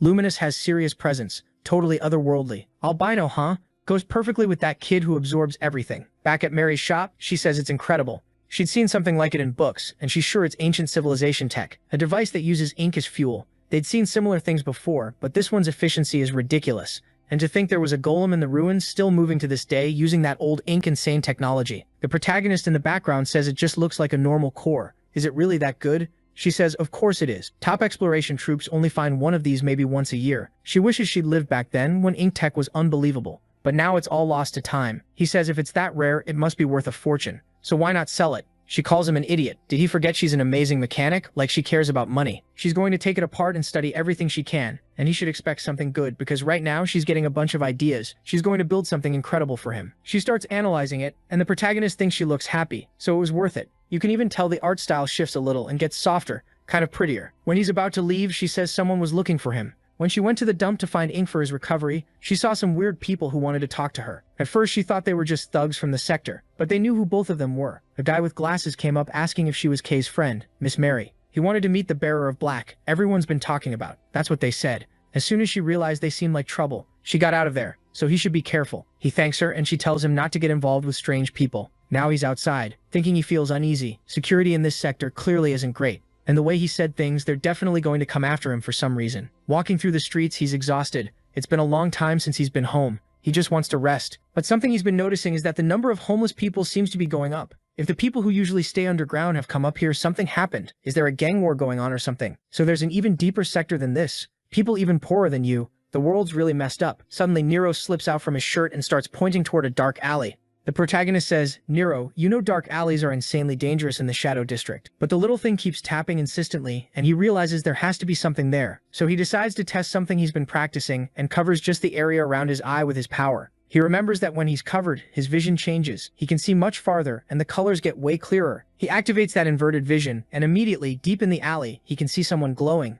It looked like Luminous. He asks who's there, and the person suddenly takes off running. He wonders if it's the person who was trying to find him. If it is, he needs to figure out who it is fast. But when he turns into the alley, he runs straight into a place that's completely colorful. The shadows from the passage he came through dissolve, and she appears behind him saying she didn't want to reveal herself right away. But he should feel happy and proud because meeting her isn't something most people ever get to do. She's pretty full of herself too. The protagonist jumps and she says she's been looking forward to meeting the child of black. Her name is Celestia. Wait, wasn't it Luminous? The protagonist is stunned. She has a body that shines with every color. Oh, got it. She's the current Luminous. So Luminous is the title, and Celestia is her name. And she's the peak of the shining city, which just confuses him more. Why is she looking for him, and why has she been watching him? Suddenly, the voices in his head start talking, saying she wants that light. A bunch of hands reach towards Celestia while Kay wonders why this is happening now. The voice keeps repeating, telling him to devour her. Devour that light right now. And Celestia's just standing there like, so, why are you all black like that? I didn't do anything to you. I heard from Red that you were completely consumed by darkness, but you didn't die. And even then you didn't turn into a black hand. You probably have some connection to the witch Nyx and don't even know it. Some people in leadership are suggesting I should get rid of you, but I don't want to. Seeing how much you resist being devoured by the black shows your potential, and your ability is extremely valuable. She's saying all that while the kid is basically having a full-on episode. Then she turns and says they need to talk. She taps her staff on the ground and just like that, his black completely falls apart. No contest. He puts a hand to his face and says that's the clearest he's heard the voice all day, and she surprises him. That's an interesting way to put it. What kind of voice was it? Tell me. Do you hear the Black Witch's voice? He awkwardly says he has no idea, it's just a weird whisper. Celestia tells him to relax a little. She just wants to get to know him better after everything she heard from Red. But before anything else, she wants to express her gratitude on behalf of the city. He's like, gratitude for what? What did he even do? Then her hand goes to her ring and she shows him Stella's fragment. She explains that very few people know what it really means. She truly wants to thank him for recovering that precious light. He tries to say it wasn't him, it was the whole team. She says she understands, but only he managed to open the Black Witch's barrier. He has no idea how incredible what he did was. Not even a luminous like her can open a barrier like that, because the only person with access to it is the witch herself, and those fragments are scattered across the Blacklands, but most of them are sealed inside barriers like that one. They're constantly fighting the witch's black hands to try to reclaim them, but the only fragments they've managed to get so far were a few that were exposed outside that place. Kay asks her to wait. Why is she explaining all this? He doesn't even know how the fragment is used or why Red and she keep saying it's so important. Celestia says she should have explained earlier, but seeing it in person would be way easier than anything she could say. Suddenly, the two of them are kind of teleported to a spot above the whole city, looking out at the barrier of darkness in the distance. She tells him not to panic. They just move to the position where she stays. He's the first person to ever see this, so he can consider himself lucky. Now watch the glow blooming in that darkness. Stella's fragment gives him a pillar of light shooting up toward the sky, and it starts echoing across the whole region. The protagonist just stands there in shock, not believing it. Activating the fragment was pushing back all the black lands. Next chapter. Early the next morning, everyone's celebrating, saying the Luminous One managed to repel the black lands.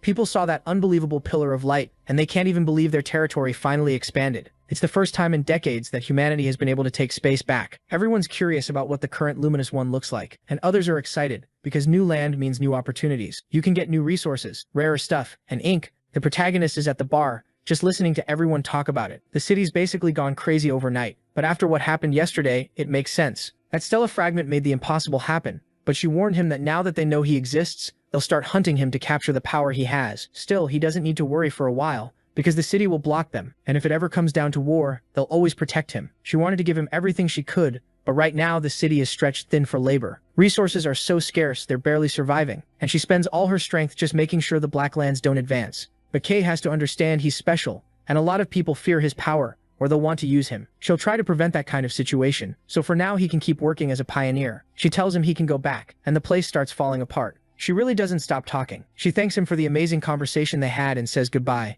Basically, she did all the talking. Then we see the protagonist back at the bar, trying to figure out what to do. Mary seemed kind of in trouble because she used up all the ink and he's got free time. Should he go mining like he always did? Probably not. How about not leaving the city alone, kid? He ends up at a place he never imagined he'd enter, the meeting hall where a bunch of pioneers gather. Back when he didn't have a color, he couldn't even get close, but now he can walk in with his head held high. Not that he needs to overdo it, trying to get attention with that black hair. Everyone immediately starts talking. Black? What kind of ability does Black even use? I heard Black crushed it on that exploration. There's another redhead staring at him, saying he wants to know who the kid is that Red chose. The girl in front of the orange tells him to calm down and stop acting like a child, but he asks the orange girl how things went out there. Is he really as good as the rumors say? She says yes. The kid's pretty impressive. The only problem is he has countless unknown unsettling factors. He's someone you need to keep an eye on. The red guy just keeps saying he's curious to meet Kay, the black one. At the desk, the receptionist asks if it's his first time in the meeting hall. He says yes. He's looking for work. She tells him to fill out some forms to get a badge and take the beginner creature missions, since he's just starting out.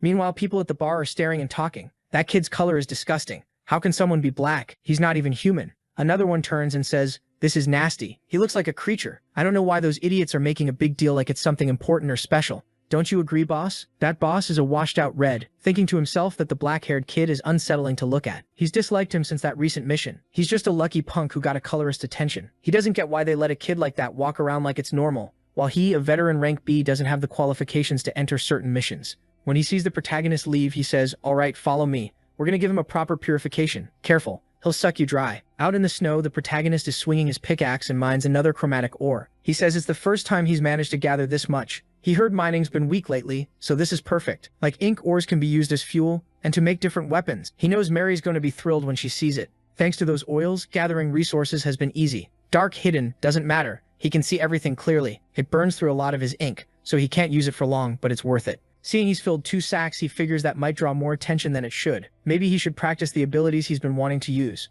The first and main one is ink absorption. What he knows is he has to touch something directly, and sometimes it gets out of control. He really needs to remember he has to learn how to use it. But the moment he cracks open the rock, the ink gets sucked out instantly. He starts realizing that the more intense the color he's facing, the more uncontrollable the ability becomes, and it starts pulling everything in. But no matter how many colors he absorbs, it all mixes together and turns black in the end. In theory, each color has its own traits, so couldn't he use their powers separately? Because if you think about it, black contains all colors. Maybe like the luminous one, he has access to everything. He decides to focus for real. Like that moment when Red used that energy. He wonders if this is what it feels like, a heat that makes his whole body feel like it's burning. Suddenly the power collapses. He realizes it won't be that easy. What he doesn't notice is there's a little rat watching from behind. A while later, when he's heading back, guess who's waiting? Saying the slow bastard finally crawled back. It's the 200-year-old quartet. Just humans, just a bunch of old guys, asking if the city's celebrity is done for the day. Must be nice to see a little piece of trash like him. The insults are non-stop. Kay is standing there like, what the hell? Who are these old dudes? They walk up, saying they thought he got lost out there. For a newbie, he really is lost.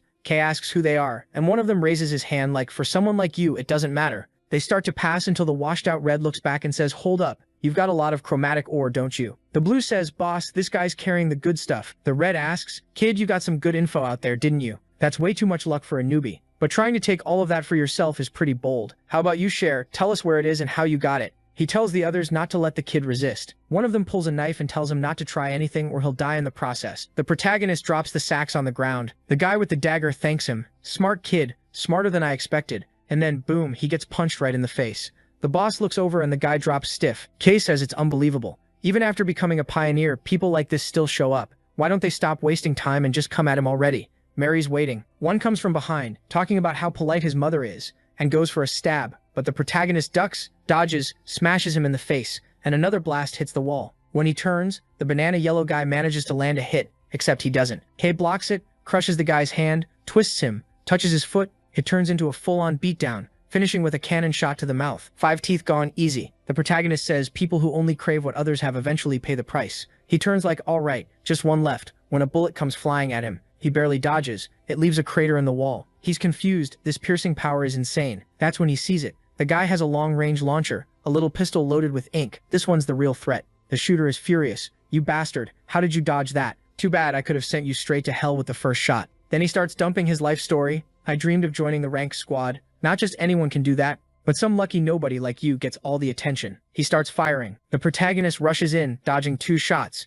He slides in, one almost catches his cloak. He goes for a punch, but the shooter dodges. The protagonist keeps chaining attacks, but the guy is shooting and defending at the same time, like a ninja. Still, he's feeling the pressure from the kid who absorbs, until he fires into the ground and creates an explosion. The protagonist is stunned. How can a weapon do that? The guy explains he has the color of crystallization, letting him create rubies and hematites. Even if it's a pretty common ability, combined with a weapon like this it becomes lethal, because he can create any kind of ammo, something incredible. Unlike the filthy black the protagonist has, he keeps firing like crazy. While the protagonist thinks this guy with that weapon is a huge pain, he's awful, but the combo is genuinely strong. The protagonist considers covering himself, but black doesn't block everything. He could risk trying to defend, find out he can't, and get wrecked. But right then, 15 banana yellow whips come from behind the protagonist to grab him. He flinches. The red guy is surprised, and the other one manages to hold him. He yells to the boss that he'll restrain the kid, while the protagonist kicks him in the head. The boss thanks him, and tells the filthy one to die for good. He fires straight at the protagonist's face, and it looks like a direct hit. But from far away, you can see the face turning black. A foot slips to the side. Kay staggers, dizzy, while the exhausted Red wants to know how this is possible. How the kid is still alive with a bullet through his head. Kay stares and says it's a good thing he managed to absorb it. If that had gone wrong, he'd be dead. The shooter says it's impossible. He hit him dead on. Kay says, good. Now it's over for him. The guy starts firing again, telling him to die. Every shot hits, except K's learned now. He's just absorbing with that black barrier. He stands there like he owns the place, saying that now that the little show is over, it's his turn. The shooter is shocked, saying it makes no sense. How is he taking these shots and staying intact? He keeps aiming, saying he won't fall for some cheap trick. The kid must be destroyed inside and will die any second. K thinks the bullets aren't the biggest problem. The real problem is that absorbing costs way more energy than he gains back. At this rate, he'll run out of ink, so he needs to end the source of it. The weapon. He stretches out his hand and says he'll use this real quick. The shooter has no idea what he's talking about. The protagonist starts forming a stone in his hand, saying he's going to do something similar to what the other guy did. Instantly, a bunch of black spears start materializing. He gives a goofy little smile and says it looks like it worked. Up until now, he's only fought with punches, but maybe this is what he was missing, the ability to crystallize his own color. He thanks him, because by absorbing the bullets, he understood how it works. And then take this. He throws a Spartan spear that explodes into the guy's back. The shooter yanks his weapon up again and starts firing at the protagonist. But K is unstoppable. No dodging, no backing off, just aiming the spear and absorbing the bullets, saying it's useless. If he wants to fight that badly, he's going to end up as a punching bag. The protagonist charges, slams the spear into the ground, and copies that other ability. The guy can't understand how this kid is using every technique he used. The protagonist says the shape is different, but let's try it. He forms a knife and slices, cutting the gun clean in half. The idiot drops the pistol and says no way. His special weapon is gone. How did this kid break it with one strike? Maybe Black has some kind of power he never even imagined. This kid is a monster. Right then, the protagonist is starting to run out of color, saying he's tired. Looks like his efficiency with these abilities is terrible. He barely used them and he's already drained. He looks at the guy and says, so what are you gonna do now? No weapon coming in with your fists? You know that won't do much. The guy expands his ink aura, telling the kid to stop getting cocky. How does he think he reached amazing rank B? He's about to learn what the ability to create rubies really means. Even without his weapon, it's easy to kill someone like that kid. So he fires off a whole barrage straight at the protagonist, and the protagonist keeps triggering the Black to tank it. Damn, he made a huge shield, then goes in with a full-on rush like storming a castle, soaking up everything, closes the distance, drives a punch right into the middle of the guy's ribs. The idiot starts writhing, and the protagonist grabs him by the neck and slams him into the ground. Then he asks if the bastard is done with his little show. He already had way too much to deal with, and now some piece of trash like this is still wasting his time. The faded red, though, says it doesn't make sense. How does someone awaken yesterday as a pioneer and already be this strong? The protagonist looks kind of uninterested. Like, is that really all you've got to say? Until the guy yells that he's a monster. It was already disgusting that he had that black color. Even worse, his strength doesn't make any sense at all. Doesn't matter where he's from. Nothing about him is normal. He should feel freakish for being born like that. How can anyone live in this world with a color like that? Yeah, he really was a monster from the Blacklands wearing a human mask. That actually hits the protagonist a bit. He's just holding the guy there, not saying anything. Then all of a sudden the guy completely loses it, because the protagonist's eye is 100% black, staring him down. And then he suddenly goes back to normal and tells him he won't stop talking nonsense. He came at him with all that desire to beat him up, and now that he got wrecked, he's acting like this. But he gets it. He must be curious about the ability, so he'll show how it works. Since they wanted to steal his stones and made him waste energy, it's only fair. The king of sucking starts showing off his talent. Not long after, he trained 4 men. Comment if K is the king of sucking. He's standing there not knowing what to do next. He wanted to just leave those guys there and go, but that could cause trouble too. Everyone's already curious. He's drawing a lot of attention, and if people find out he drained them and left them there to die, it'll only get worse. That's when he remembers he had a bottle of personal ink. He starts splashing a bit on the idiots, some black on each one, just a little of what he's got, and boom, we're back in the Shining City, East Entrance. One of the guards looks to the side and sees the 3 captives there completely smeared in ink. The guy gets confused. Wait,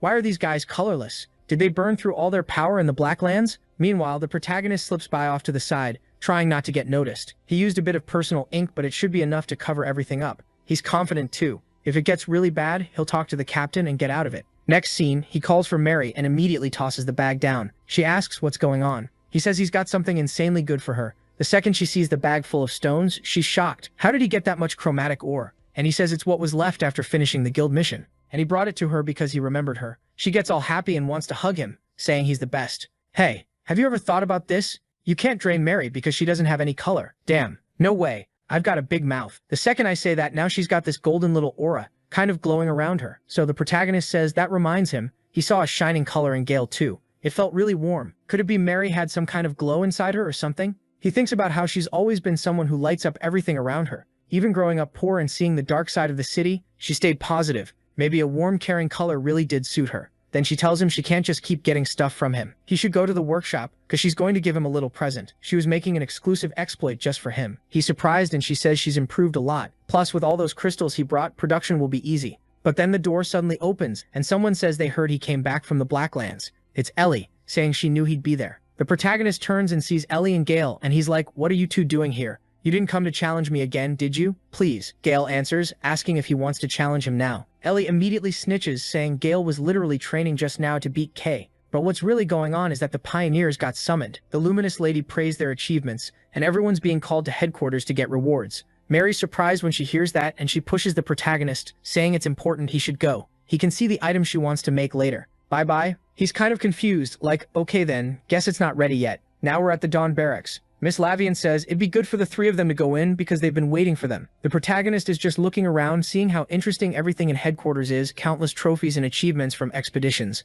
Lavian tells them to go in, and the moment the protagonist walks into the room, look who's there. Carmelia smiling a little, saying she heard they're the so-called main characters. She introduces herself as the squad captain and says it's a pleasure to meet them. The protagonist is surprised. He knows the captain is known as one of the few multicolor bearers even inside the city, and to think he'd run into one of those newspaper celebrities. She tells him not to be so nervous. She called them for a good reason. She was impressed by how much Mr. Red kept praising the new recruits, especially Kay, the little kid with the black, and since the perfect excuse came up, she invited them personally. But as always, he complains about the bitter tea. Lavian asks her not to start with that because the recruits are right there. Then she says, all right, introductions are done, and she's here to hand out rewards for the mission. First, each of them will receive a personal Pioneer bank book issued by the High Command. Inside is their payment and mission rewards. Since the corporation guarantees the credit, they can withdraw the money at any bank in the city. All three are stunned. The protagonist asks if that number is real. With that much, he could buy a house. And she also shows them a C-rank Pioneer ID meant for new recruits. Since they already proved their value and experience, they're getting the title right away. Basically, now they have Pioneer benefits across the whole city. And last and most important, they requested the Chromatic Workshop to craft 3 custom items, whatever they want. The two idiots are in shock because even nobles have a hard time getting items from the Chromatic Workshop. Carmelia explains that of course Pioneers are VIPs there. That place makes all the equipment for colorists. So there's no better reward than something from the best workshop in the Shining City. The two of them are hyped. Damn, that's what I wanted. That's exactly what I want. Meanwhile, the protagonist stays quiet. Carmelia keeps talking, welcoming them, saying they're counting on them to wipe out the Black Ridges and all that. Also, they should know the fragment they brought back was extremely important, something tied 100% to this city's survival. So she's eager to see what they're capable of, just giving them that intense look. Outside, the protagonist basically jinxes his own life and says, "Hey Nero, don't you think today's been way too perfect? Only good stuff happening. I got promoted to C rank, became a pioneer, made Mary happy, and now that woman over there is all happy too. There you go, now you're gonna have a problem." He gets to the shop and the doors open. When he goes in, the place is completely trashed. The next chapter starts at the Eastern Outpost. A bunch of colorists are warning about a massive invasion of creatures coming from the Blacklands. Man, those things are huge, straight up Attack on Titan. People are asking how long this damn anomaly is going to last while someone's yelling at them not to let their guard down. But there are way too many monsters coming. Up above, Viper watches everything, saying they need to try harder. She'll be really disappointed if they can't even handle this horde. Watching them kill the creatures, she says, well, she really did send a pretty pathetic attack. Luring weak monsters like that is a waste of time. She needs a sure way to bring down that disgusting city. Then maybe that was when the pillar rose up, spreading the darkness. She says she really will have to go in again. The pruning demon says, hold on, you want to go into the city? You trying to die? Viper says he doesn't understand anything. He's an idiot. She's going to share something interesting. Under the Shining City, there are routes that connect to the Blacklands, and she found something really useful down there. Has he ever heard of the Underground City? Now we're back with the protagonist entering Mary's shop, looking for her and not finding her. There are still a bunch of items in the workshop, and he's confused. It looks like someone came in and kidnapped her. But who would do that? No way he was going through the same thing again. He's already sinking deep into the darkness until he snaps out of it, with Nero calling him. The creature hops up onto the table and points out an item that looks like that dropper thing Mary mentioned. Since Nero brought it up, he decides to activate inverted vision, takes a look and sees there's still a bit of her aura. He can tell that wherever she went, she left a small trail. But he knows he has to calm down first and control his emotions. Those guys she warned him about earlier, maybe they were the kidnappers, that mysterious group that found her. Yeah, he says in 1 second he'll calm down, and the next he's like, city scum, you messed with the wrong person. Now I'm gonna find every one of you and wipe you all out. So much for being calm. He grabs the gauntlet and says he's gonna make good use of it. The moment he puts it on, the thing fills up. Black ink pours out of his body and starts flooding into the item. He says it looks like it has great efficiency. With that in hand, fights might be easier. Which is perfect since they're gonna find Mary now, wherever she ended up. Then we see him crossing an alley. Some beggars around, some suspicious people watching. Following her colors, he gets led to the entrance to the underground. Looks like they made another passage, which is why the place is packed with beggars. Suddenly someone shouts that they knew they were right, waiting there was a good idea. When the protagonist looks back, there's a bunch of faded color people staring at him. Kay doesn't get it, and they say they're not friends, but they've got business to settle. Kay ignores them and asks where Mary is. The tired green tells him he should start worrying about himself. Yeah, I think that was the guy who tried to throw him in the barrel and got drained. He tells Kay he's screwed. Because of the color Kay took from him, he suffered like hell just to recover a little. And now the day he gets revenge on that filthy bastard has finally come. Lord Bully told them to bring the kid, but he didn't say anything about him needing all his limbs. So today he's leaving here without any. He orders everyone to attack, but they're exhausted and pathetic. The protagonist makes a dagger and says he has zero intention of wasting even 1 second in this place. Since they're the trash of this city, he doesn't need to show mercy. He dodges the first one and lands 3 slashes, then 5, 6 more on the next, slicing through everyone. The guy who already got drained once can't understand how this is possible. He throws another wave attack at the protagonist, yelling that this brat is a monster. But Kay just blocks without caring about his arm, closes in and smashes him into the wall, saying honestly he doesn't like having to kill people, but it's different when it's kidnappers. He's already decided some of them are going to be crippled for life, and the one in front of him should consider himself lucky to still be alive, and there it is, he's using the drain again. The protagonist says it's disgusting for someone to call himself a pioneer while acting like this. Someone like him doesn't even deserve the blessing of the light. Then he hits him with Drain 2.0, and he even jumps in with him, straight into the hole. Going down into the underground, the protagonist says he never imagined he'd come back to this place. Next chapter, we see the protagonist there with the guy in the alley, telling him not to try anything stupid. The new albino warns the kid that he won't be safe after touching the shadow. Now that he's been marked by them, his life is over. Kay grabs him by the neck and says the bastard doesn't understand the situation. He needs to shut up and guide him before he gets killed. Then we see the protagonist walking, and everyone there is albino. Looking around, he realizes the place hasn't changed at all. The underground city, a place where the luminous ones glow can't reach. Basically, it was just a gang-infested place. That's it. There are barely any laws, and it's where everyone who has no color works in the underground mines. It's the only way they can survive, and it was here in this place that he met Mary for the first time. The new albino is standing there, pissed off, staring at the protagonist, but still acting like, yeah, sure. The goal is to take Kay back to the base, and he's gonna do it. This kid is basically walking to his death. Suddenly the guy stops and says they've arrived. He thought he was gonna die just waiting for this moment. The protagonist is surrounded by a bunch of people. Honestly, they've got a tiny bit of color, barely anything, and everyone's freaking out, whispering that the kid really has black color, the most hated color of all, the most depressing one. Then the boss shows up saying, the black one finally arrived. The guy runs up like, boss, I brought him just like you asked. But the leader can already tell the idiot lost his color again. He tells him to remember that someone without color is useless. The guy tries to explain, saying it was unavoidable. The leader goes, yeah, just as unavoidable as the fact that he's lost all his value. And that's it. He slices his throat, and the guy drops dead, and his blood is white. I hadn't even realized until now that blood has the same color as the ink.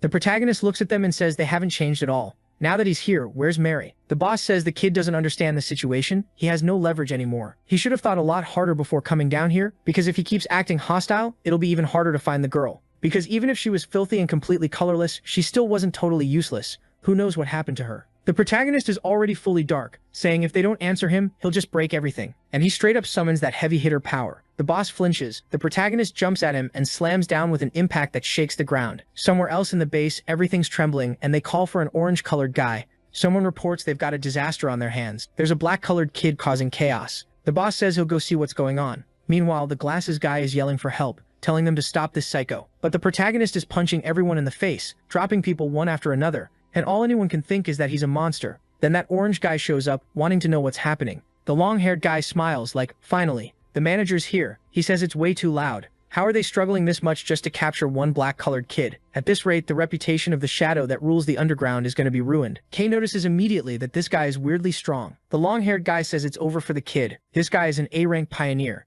Kay should have listened while they were still going easy on him. All of a sudden, the orange guy scratches his head and moves in a second, almost landing a punch on the protagonist. Kay doesn't even flinch, stays calm and fires off a combo into the guy's chest. The orange guy smiles and asks if the kid thinks that's good, says it's his turn now and comes in to hit back. He lands a blow to Kay's chest and sends him flying. Kay blocks part of it with his arm though. Instantly, the orange guy is right there again and throws another punch. Kay ducks, then pulls out this suction thing, like an ink vacuum, and it sticks to thing. The orange guy immediately wonders what it is. It feels like something inside him is getting drained, so it powers up and blasts him off, telling him to stop with those weird attacks. The variables in this fight are way too strange, so he's gonna have to get serious. he can't hold back his strength anymore. The orange guy starts forming that Gaara-style armor, saying it's been a long time since he used his color power. Kay stares him down, knowing it's not enough. The fighting style he's using won't work. He needs some way to pierce through that defense. So he readies his glove and starts giving off a black aura too. The orange guy looks around, trying to figure out what's going on. It's the first time he's felt that creepy, chilling sensation. And then in an instant,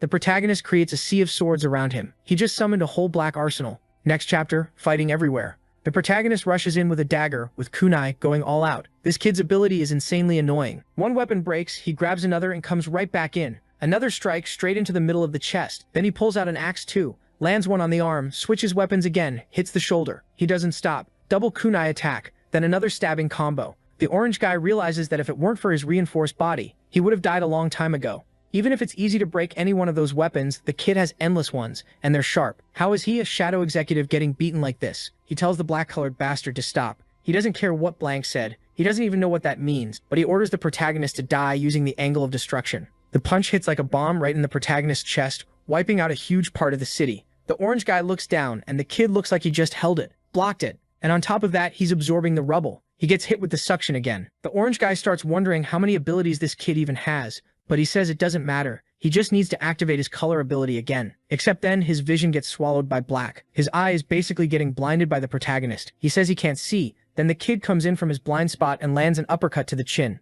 The orange guy drops, dizzy, realizing his strength is draining away. The protagonist's ink starts spreading across his body and he yells for him to get that color off him. The protagonist just stares, doesn't say a word. He grabs him by the neck, slams him into the wall, and says he doesn't fight fair, and now that he can't defend himself, he won't be able to resist the absorption. Another full drain. The long-haired idiot is standing there in disbelief that the manager got beaten by this monster. The guy turns albino. This time the protagonist drained him 100%. Then he pulls his hand back after all that work, looks to the side with that straight-up demonic stare. But the scene switches to Mary. She wakes up with a weird headache and finds herself in an empty room, not knowing where she is. Someone asks if the princess finally woke up. He'd been waiting for her. When she looks over and asks who he is, the guy says it's interesting. Who would have thought the colorless boy would draw this much attention? His color manifested late, which is really rare. But that expression is strange, like he actually carries emotions. The case she knew didn't feel human at all. Mary recognizes the voice right away and asks if it's Blank. He's all purple now, and he says Kay has talent, and he says as expected. Mary remembers him, even though it's been a long time. She says he died back then, and he says he was almost killed. He thought he really got crushed when everything collapsed, but he got lucky and barely made it out alive. Who would have thought they'd meet again like this? He remembers the past just like she does, because everyone was special to him. The first lab rats he created. That day he barely survived, but now he's a successful man, even recognized by the boss.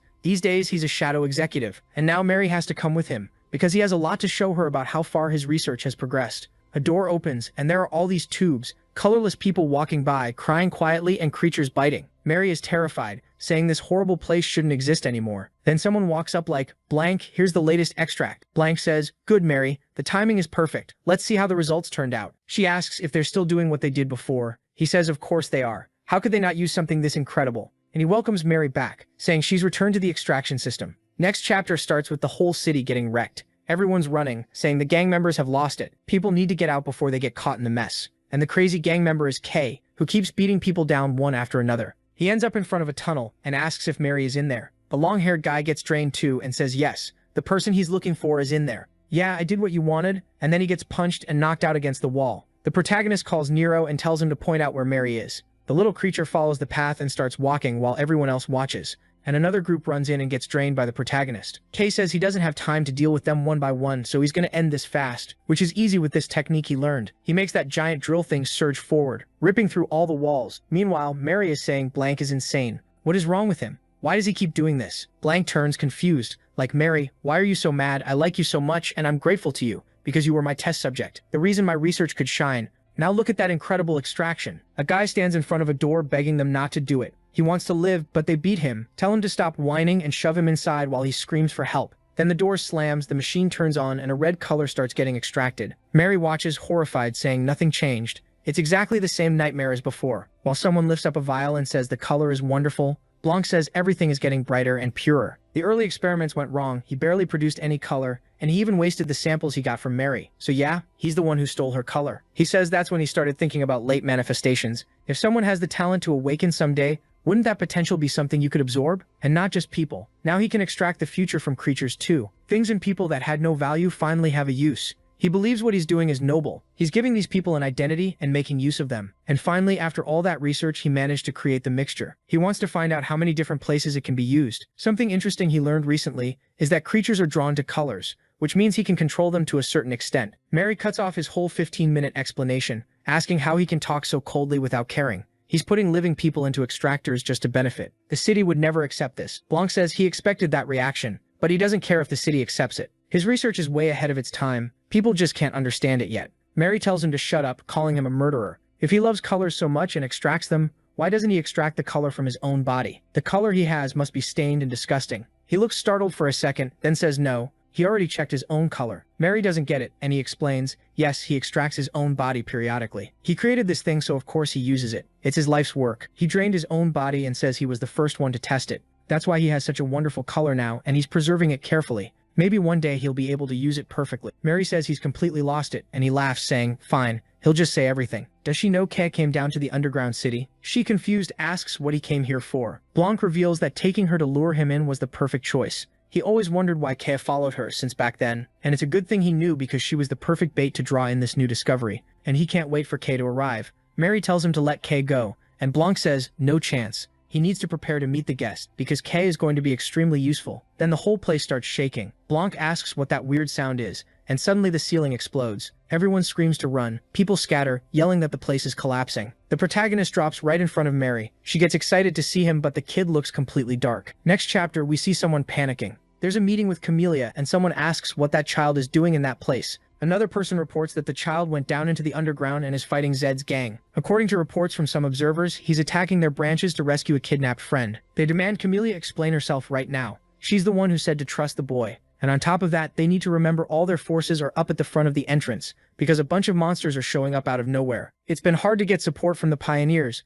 and now it's turned into this whole mess. Where's Red? What was he doing right now? Someone says the collector and that court jester showed up at another fortress, so he had to go over there to stop them. Someone starts talking about security, until another person goes, hey, easy, calm down. Then they tell Counselor Hudson to keep quiet. We're not gonna pick a fight with every underworld gang for no reason. That'll just make things worse. Yeah, one day we'll have to wipe them all out, but their strength isn't something to ignore. A lot of them are ex-pioneers. Some of them even used to be colorists. If this incident turns into some kind of war between the upper level and the lower level, we're screwed. The whole city will fall into chaos. And on top of that, right now, he doesn't trust the kid with the black color. He's been putting up with what the kid's been doing and watching him only because the council keeps asking for it. But over and over again, he just keeps causing trouble. So maybe this is the perfect chance to let that threat get taken out. That's an option on the table. Everyone goes quiet. Then someone answers that they know exactly what he's talking about. A man stands up and says no. He wants the peace forces to follow the plan they made. Kay on top of that was one of a kind and extremely important. He had to be protected. Celestia herself sees huge potential in him.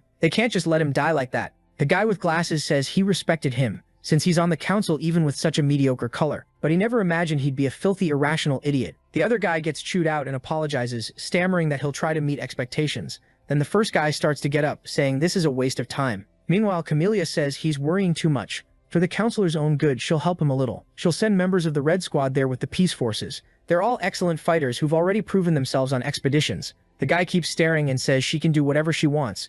It'd just be great if the city doesn't suffer at all because of it, and she better make sure everything's cleaned up in the end. Back to Kay's arrival. Mary's happy, and Blanc wants to know how he got there. Kay was already sure the situation had gotten kind of bad, but the protagonist is looking around. Mary's safety is the most important thing now, and he has to finish them off first, before they can regroup. He activates the black arsenal and fires toward everyone. He could have aimed straight for the skull and killed them, but he's being careful hitting near the shoulder so they suffer, but don't die. At the same time, he's destroying a bunch of huge paint buckets. Then he rushes in, appears behind one of them, and lands a hard kick to the chin on two of them. Both drop unconscious. He ends up face to face with Mary. She thanks him, and he apologizes for being late. Did she have to wait long? Then Nero jumps and lands in her arms, and she's the one apologizing, saying she worried them both and thanking him for coming to help. But while they're talking, the rest of the team is escaping off to the side. Then someone says it's a shame, everyone's running away, and he had so many things he wanted to test. It's Blanc, saying it's fine, he can always find more people. Then he says, so Kay, been a while, I'm so excited. I was really happy to find out you awakened a unique color. You're truly a specimen. He can't wait to see how much the kid will shine once he's extracted. Kay looks over and says, Mary, who's this psycho? He looks familiar, but I've got no idea.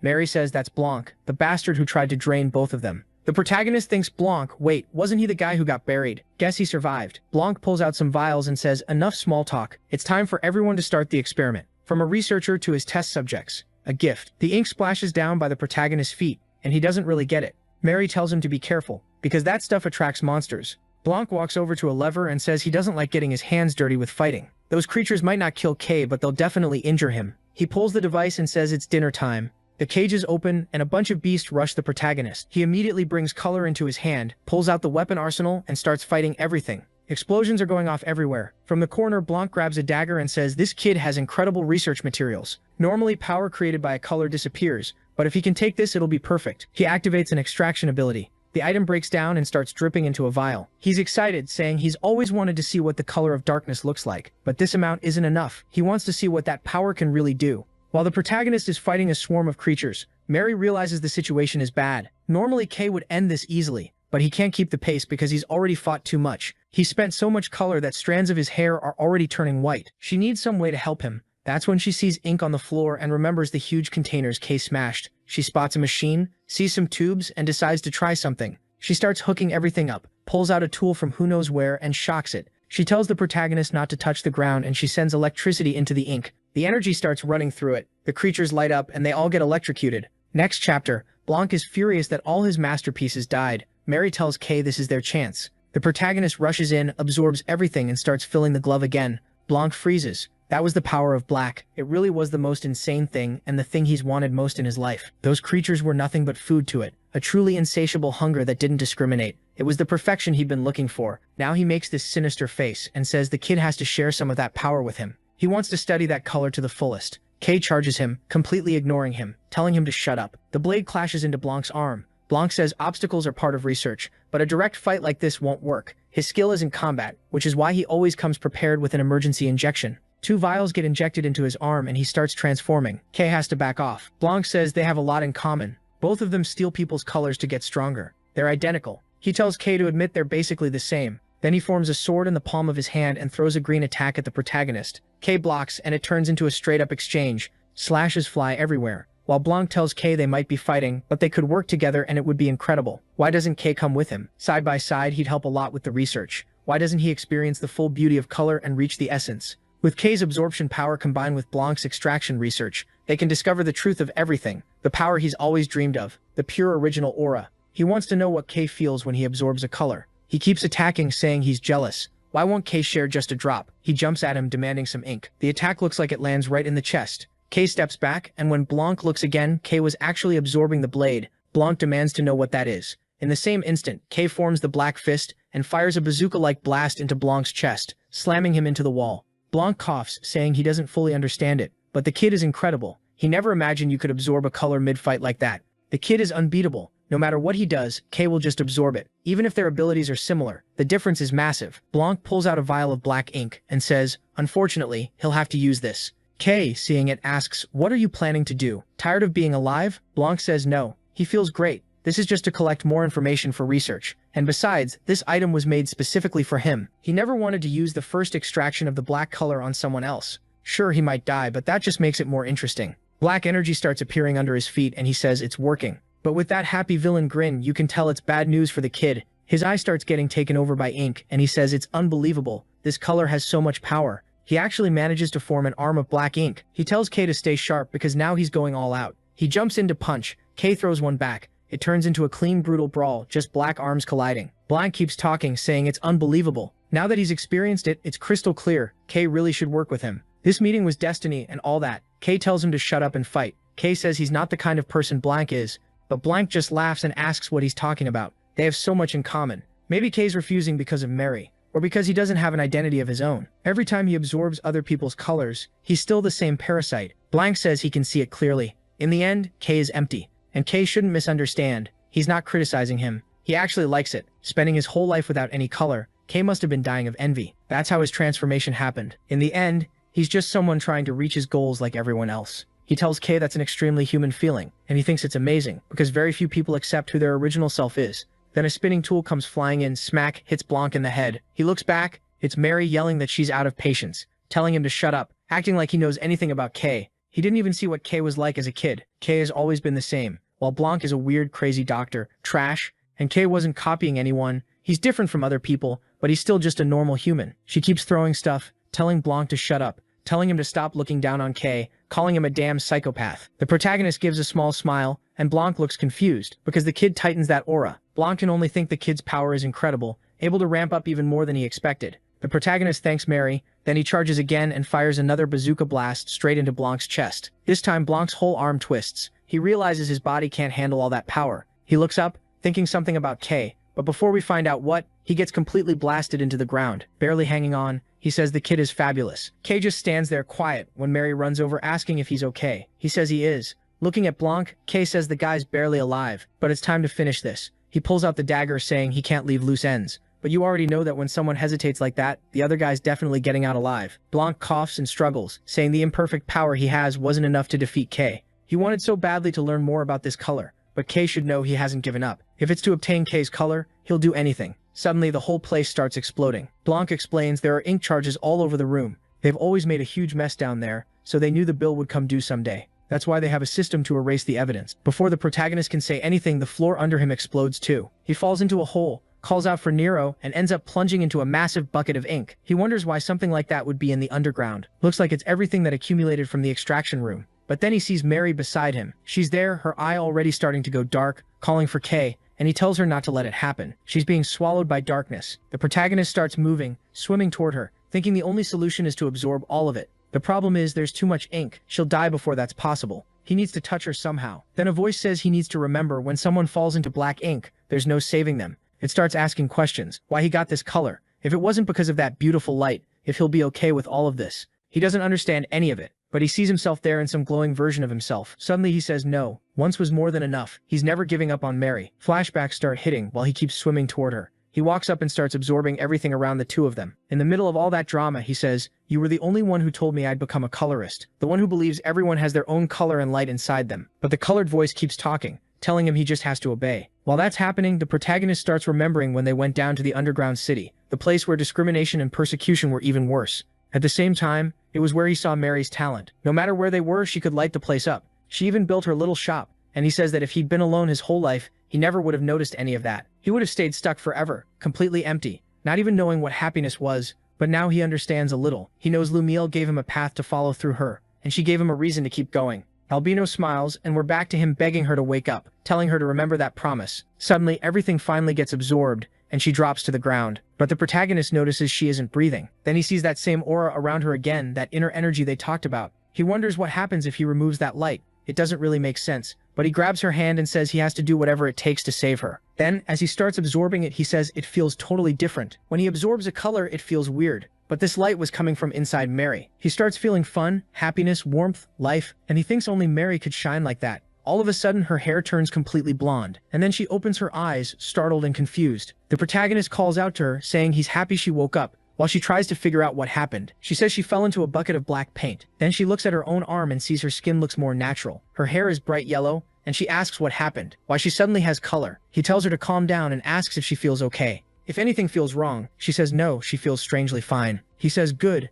and that the most important thing right now is getting out of there. Even if the explosives block the upper area, there has to be a way out. The guy wasn't going to trap himself down here forever. Then the ceiling above them explodes and Nero shows up saying hi. Mary calls out to him and the guy says he heard it was an emergency, but it looks like everyone's safe. With him there, he wants to know what they're doing. They were supposed to come right away. The next chapter starts with the protagonist wondering when his memories first began. He isn't sure, because his mind felt wrapped in fog and everything seemed blurry and far away. Even the boundary between him and the world felt thin. He wandered aimlessly, and he could only see anything when the fog cleared and his vision sharpened, and he always woke up in some unknown place. But things were fine there. He never really cared, because no matter where he woke up, he had family with him. Nero, the only one who was always by his side. Until one day, in that deep darkness, someone with a dazzling radiance appeared and introduced himself as Lumiel, and the protagonist instantly knew that person was the light he'd been searching for. Lumiel left a vivid mark on the protagonist's heart, but the time they spent together wasn't long. And as soon as Lumiel left, the protagonist went back to wandering again, searching once more for that same light. Now he wonders if he'll ever run into that glow again. Suddenly someone is calling him, and when he opens his eyes, Mary is right in front of him. That's how he met her. She's asking what happened. He'd just been staring. He couldn't speak or hear. The boy stays silent, pale, and she says, well, kids like this are common in the underground city, but he should be careful with this rain. We should get out of here before he gets sick. Looks like an old pipe in the ceiling burst, and the city's full of paint residue. Then she notices the boy is holding a little creature, and asks how he has something like that in his arms. Still, it looks tiny, so maybe it's fine. She starts pushing him along, saying, we should get out of here. But then two guys spot them hiding and walk over, calling out, asking how those bastards have the nerve to leave the designated area. Looks like they wanted to get beaten until they learned their lesson. One of them looks at Mary and says he found the perfect test subject for something they want to try. The scene switches to the underground facility, with Blanc saying this won't work. His samples can't just wander wherever they want. How's the monitoring? The guy at the door apologizes, saying it was an accident, until Blanc sees Mary and asks why she always escapes. She really doesn't give up, even if she's a precious sample. There's a limit to their patience. At this rate, things are going to get difficult. She knows what he means. Kay is standing there quietly, just listening. On the surface, it was considered a normal orphanage, but obviously the truth was that it was children being held captive. They hid behind that city's poverty to put the kids to work everywhere as cheap labor. But the worst part wasn't even the labor exploitation. The real focus was human experimentation. Security was tight, and the only way out was in a body bag. But Mary had no intention of dying there. Long before they got close to escaping, she was already working to get out with the other kids, and she never gave up, even after failing countless times. With that unbreakable spirit, she gave everyone hope and became the one people leaned on. We see the two of them unscrewing a duct, taking a look, and she says that's it. The exit is right up ahead.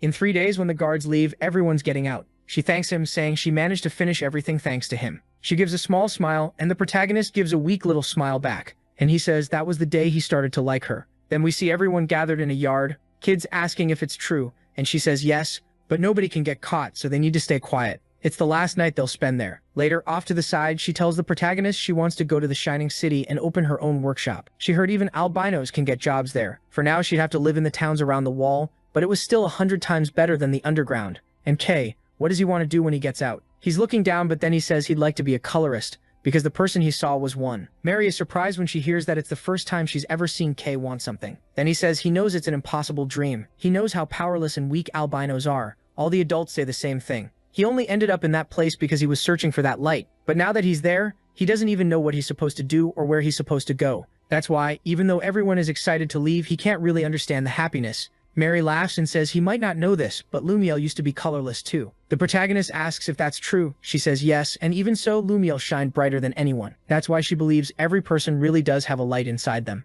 Kay must have one too, even if he doesn't know it yet. Little by little, he can figure it out. And now that she knows his dream, she'll be cheering for him and helping him as much as she can. Kay asks if she really thinks he can do it. She just says what matters is trying. As long as he doesn't give up, he hasn't failed. Just focus on what you need to do. And she tells him to smile more, because that sad face isn't helping. So he makes this cute, forced smile, and the protagonist says that back then they were full of hope, but cruel reality didn't give them a good tomorrow. Then we see all the kids getting beaten and shoved into those extraction booths, with Mary cornered along with the protagonist. Their resistance was nothing more than a pointless struggle. Mary tells Kay to get away, but one of the men just calls her a brat and smacks her on the head. She collapses, wrecked, and tells Kay to run. And that's when the boy already had that black color, because he's standing there frozen, trying to understand why it feels like something is about to explode inside him. He's feeling some kind of rage. He gets hit in the head and falls to the ground. Someone says, well, that was the last one, right? But why are we getting rid of everyone? Are you sure it's okay to do this without Lord Blanc's permission? The other answers, no idea,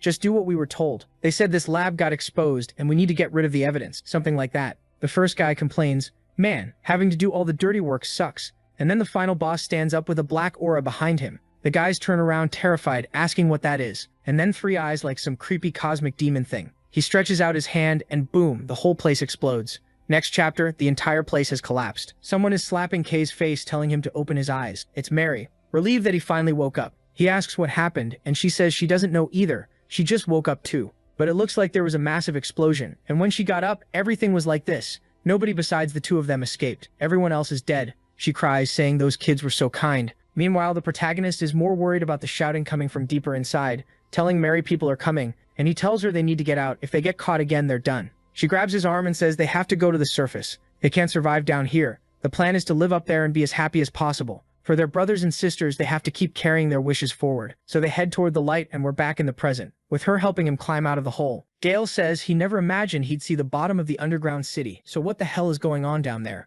And wasn't this girl an albino? Why is she suddenly blonde? Then Ellie comes over, touching her hair, saying, wow, she awakened just like Kay did, and her color is so vivid. That kind of saturation is rare, even among the three great families. Most nobles in the city don't shine as much as she does. She's amazing. The protagonist says they don't have time for flirting. There are still leftover gangs around, so it's dangerous. They should start moving. They walk off and the two of them are still kind of confused. Gale comments that Kay's body feels different than normal, something's off, but Mary just says they should leave anyway, especially since the rest of the trash already got cleaned up. They killed everyone. Mary is shocked. They wipe them all out. Gale says they should be thanking him. He had to burn through a ton of ink. It was a huge number of gang members, all buried under rubble, and it was a massive job. Still, they shouldn't let their guard down, because someone could still be alive. As they keep going, a guy pulls a small knife from behind Mary with this nasty grin, saying those bastards aren't getting away after leaving them like this. If he goes back like this, they'll cut his arm off, so he's taking one of them with him. He jumps to stab Mary in the back, but now that she's awakened, she throws a reflex punch and the guy slams into the wall and dies. The protagonist is stunned, and he says, well, no need to worry anymore, she really did get strong because of the color. Mary is shaken. She never knew colors were that powerful. She barely even punched. Then people up in the hole start yelling, I'm hearing something down here, and everyone comes running. A group shows up, lots of armed people. It's security forces telling everyone to stay still and not move. But when they see who it is, they recognize the pioneers and say, well, at least everyone's safe. An older man comes over thanking Ellie for the help, and she says she just did what nobody else was going to do. They look a little awkward, saying they came right after. But it's incredible they didn't even need to step in. Now they'll do their part, and they start arresting everyone who's down. Mary says, okay, let's go up already. We've been down here a long time. She's relieved that in the end, everything worked out. But then out of nowhere, Ellie stops and calls the protagonist over, saying his aura feels different than usual. What happened? He just stands there kind of quiet, puts a hand to his face and says it was probably a bit unpleasant. He made them worry, but it's fine. He just had to think about a lot of things for a moment. It's nothing serious, so they don't need to make a big deal out of it. Ellie's about to speak again, but Gaia tells her to shut it. That's one of those past things you don't want to tell other people, so there's no point pushing until he talks. Ellie says she gets it and goes, all right then. Let's head back to the surface. But of course Blanc didn't die. You can see his blood on the floor as he drags himself through the base, saying he only got away by luck, but his body's pretty wrecked. He slumped against a wall, wondering if this is really the end for him. It'd be a sad way to go, because he wanted to see Kay's true form someday. He's basically about to give up when he hears a strange sound, and then look who's right in front of him. Viper. In the blink of an eye, she's right there beside him. When he looks up, she says hi and asks if he forgot the promise they made. How is she supposed to accept him in this pathetic state? She's been hiding out down in this underground place, and her business partner never even shows up. And now that she finally finds him, he's dying like trash in some hole. She tells him to hand over what he owes, but then realizes he isn't even responding. Did the bastard die? She says she didn't want to have to use this on a mere human again, but she doesn't have a choice. Even a deadly poison can turn into medicine if you use it the right way. Next chapter, we see Viper approaching the sword demon, and that emo-looking mini version of her asks why she took so long. Next time she's coming along, Viper tells her to get off her back. She's got too many problems to deal with, too many unexpected setbacks.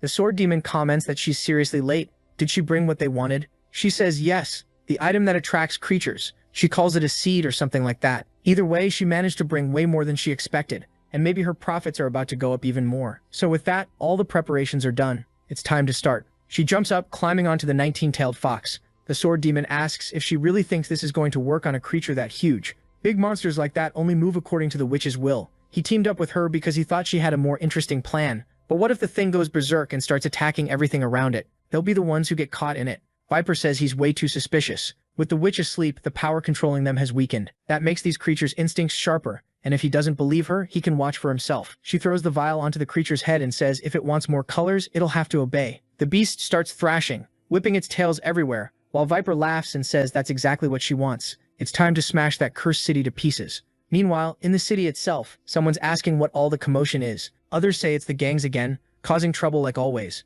And if the pioneers were there, they must have gone hard. Then the guy thanks the protagonist, saying all the people who got taken down are already under escort. There's nothing left to worry about. Until suddenly someone shows up with a hand in their pocket, saying something urgent came up, so they ran over. But apparently there was no reason to rush. It's Red arriving, and everyone's like, no way. It's Red the legend. The protagonist calls for the boss, who immediately wants to know what the hell Kay has gotten himself into this time. It's rare for him to be surprised, but this one caught him off guard. He looks over and says, hold on, isn't that your friend Mary? Why is your albino friend glowing like that now? Another person awakening right after Kay. Yeah, they should probably get out of there, because there are way too many people watching. Then it cuts to Camellia laughing, calling Red an old man. Again, he brought her something she loves. An awakened girl with gorgeous hair. She walks up and asks if the girl is Mary. Mary confirms, and Red asks the captain what she thinks of her. Since Luminel awaken, this is one of the rarest phenomena in the city. When a color manifests in someone colorless, they usually have the potential to leave a mark on history, like that genius engineer who made Kay's weapon. Camellia is playing with Mary's hair, saying, wow, this is amazing. You're such a beautiful girl, and your color is so beautiful.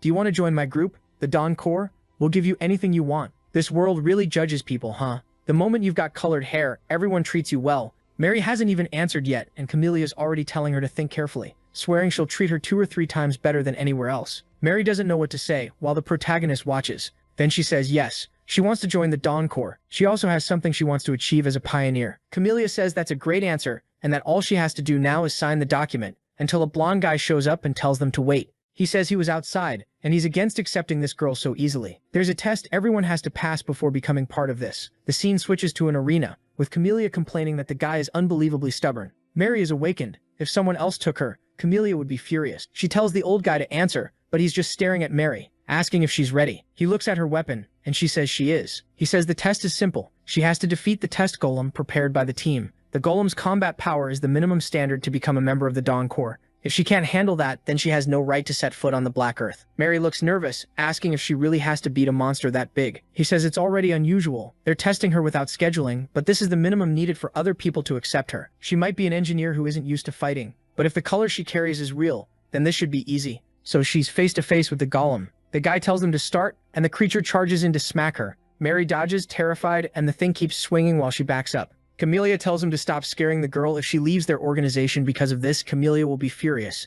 Mary, meanwhile, is thinking, what am I supposed to do? How am I supposed to beat something like this? But she decides she has to at least test the strength of her color. Running won't solve anything. She aims the big pistol, saying she'll pour all her color into it if that's what it takes. The golem comes in for a crushing hug, and she pulls the trigger. The pistol starts glowing gold, and boom, it punches straight through the creature. A laser tears through it, pierces the ceiling, pierces the sky, and everyone just stands there with their mouths open. The protagonist is like, what was that? Even when he awakened, he didn't have power that ridiculous. Even the human running the test is impressed. It's the first time she's used a weapon like that, and she already matched his level of strength. Her potential is huge. The problem is she can't control the output. She's yelling for help, saying she doesn't know how to stop. The beams are blasting everywhere, and people are shouting to take cover. She begs someone to help. She can't stop it. Someone nearby tells her to calm down. She's the one who has the power to control it. Next chapter, they had to gather a ton of materials, and it's all up in the ceiling. Down below, people are talking while Mary says she'll try to make up for it somehow. But Camellia walks up, holds her face, and says she's a wonderful jewel. She's incredible. Her power completely blew past the standards, and with that, she welcomes her to the Dawn Corps. Seeing so many new talents gathered like this is reassuring. She can't wait to see what all of them will accomplish. Then she turns to the old guy and asks if he still has any objections. He says he never had objections, he just needed a more solid justification to admit the girl. But her power really was incredible. In terms of total color output, she might be the best of this generation. And now Camellia should go back to being professional and stop calling him old man. Camellia tells him to stop being so stiff and cold, and then tells Mary to come with her, because they have a lot to talk about and get to know each other. Watching all this, the protagonist thinks that he was worried about the sudden test, but it all worked out. Then Red calls them over and says that's enough of the welcome party. Are they busy today?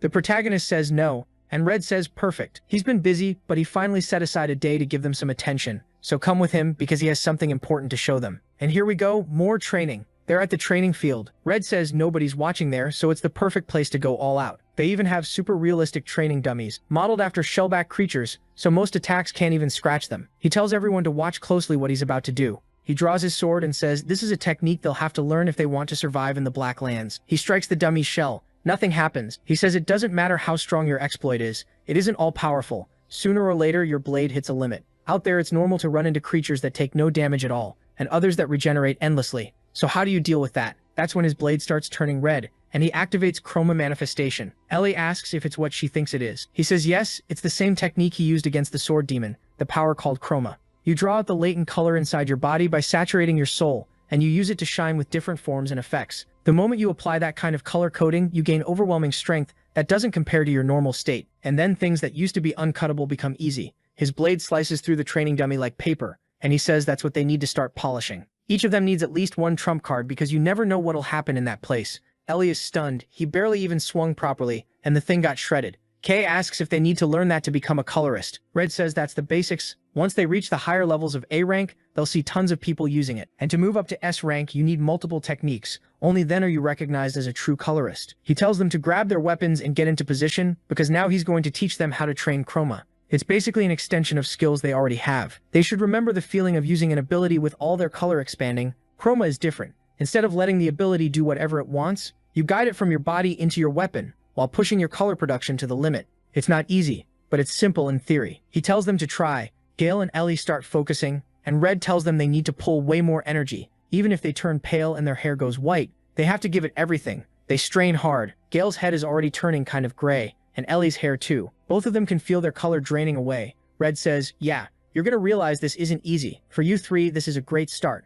Some people take years just to understand the feeling. Obviously, K is going to do something else, because so far we haven't seen him do anything. Red says it has huge power, but it also demands relentless effort. He tells them to keep training, but then a dark energy passes through. Everyone looks over and sees the protagonist with his usual technique activated, chroma fully concentrated in his hand. K says he's been using that power for a while now, but he just found out it's called chroma. Ellie remembers, yeah, that's the technique he used with his hand to destroy the creature in the ruins. Red stares shocked and says it's actually really fun teaching the kid. He learns fast, but he remembers the protagonist fully transformed, and figures that for him, this first step really was easy. Still, he explains that what the kid is doing is basically just cramming a ridiculous amount of color into the same limb. Basically, he was making it happen through brute force. The protagonist doesn't get it, and Red explains that he's putting in so much color that in 3 or 4 hits he's going to end up albino. The protagonist says it's actually true. He always feels like he burns through way too much color, and the teacher noticed this kid's living in a kind of crazy way. He spends all his color and then absorbs again as fast as possible. So he decides to run another test and tells the two of them to keep testing until their chromas manifest.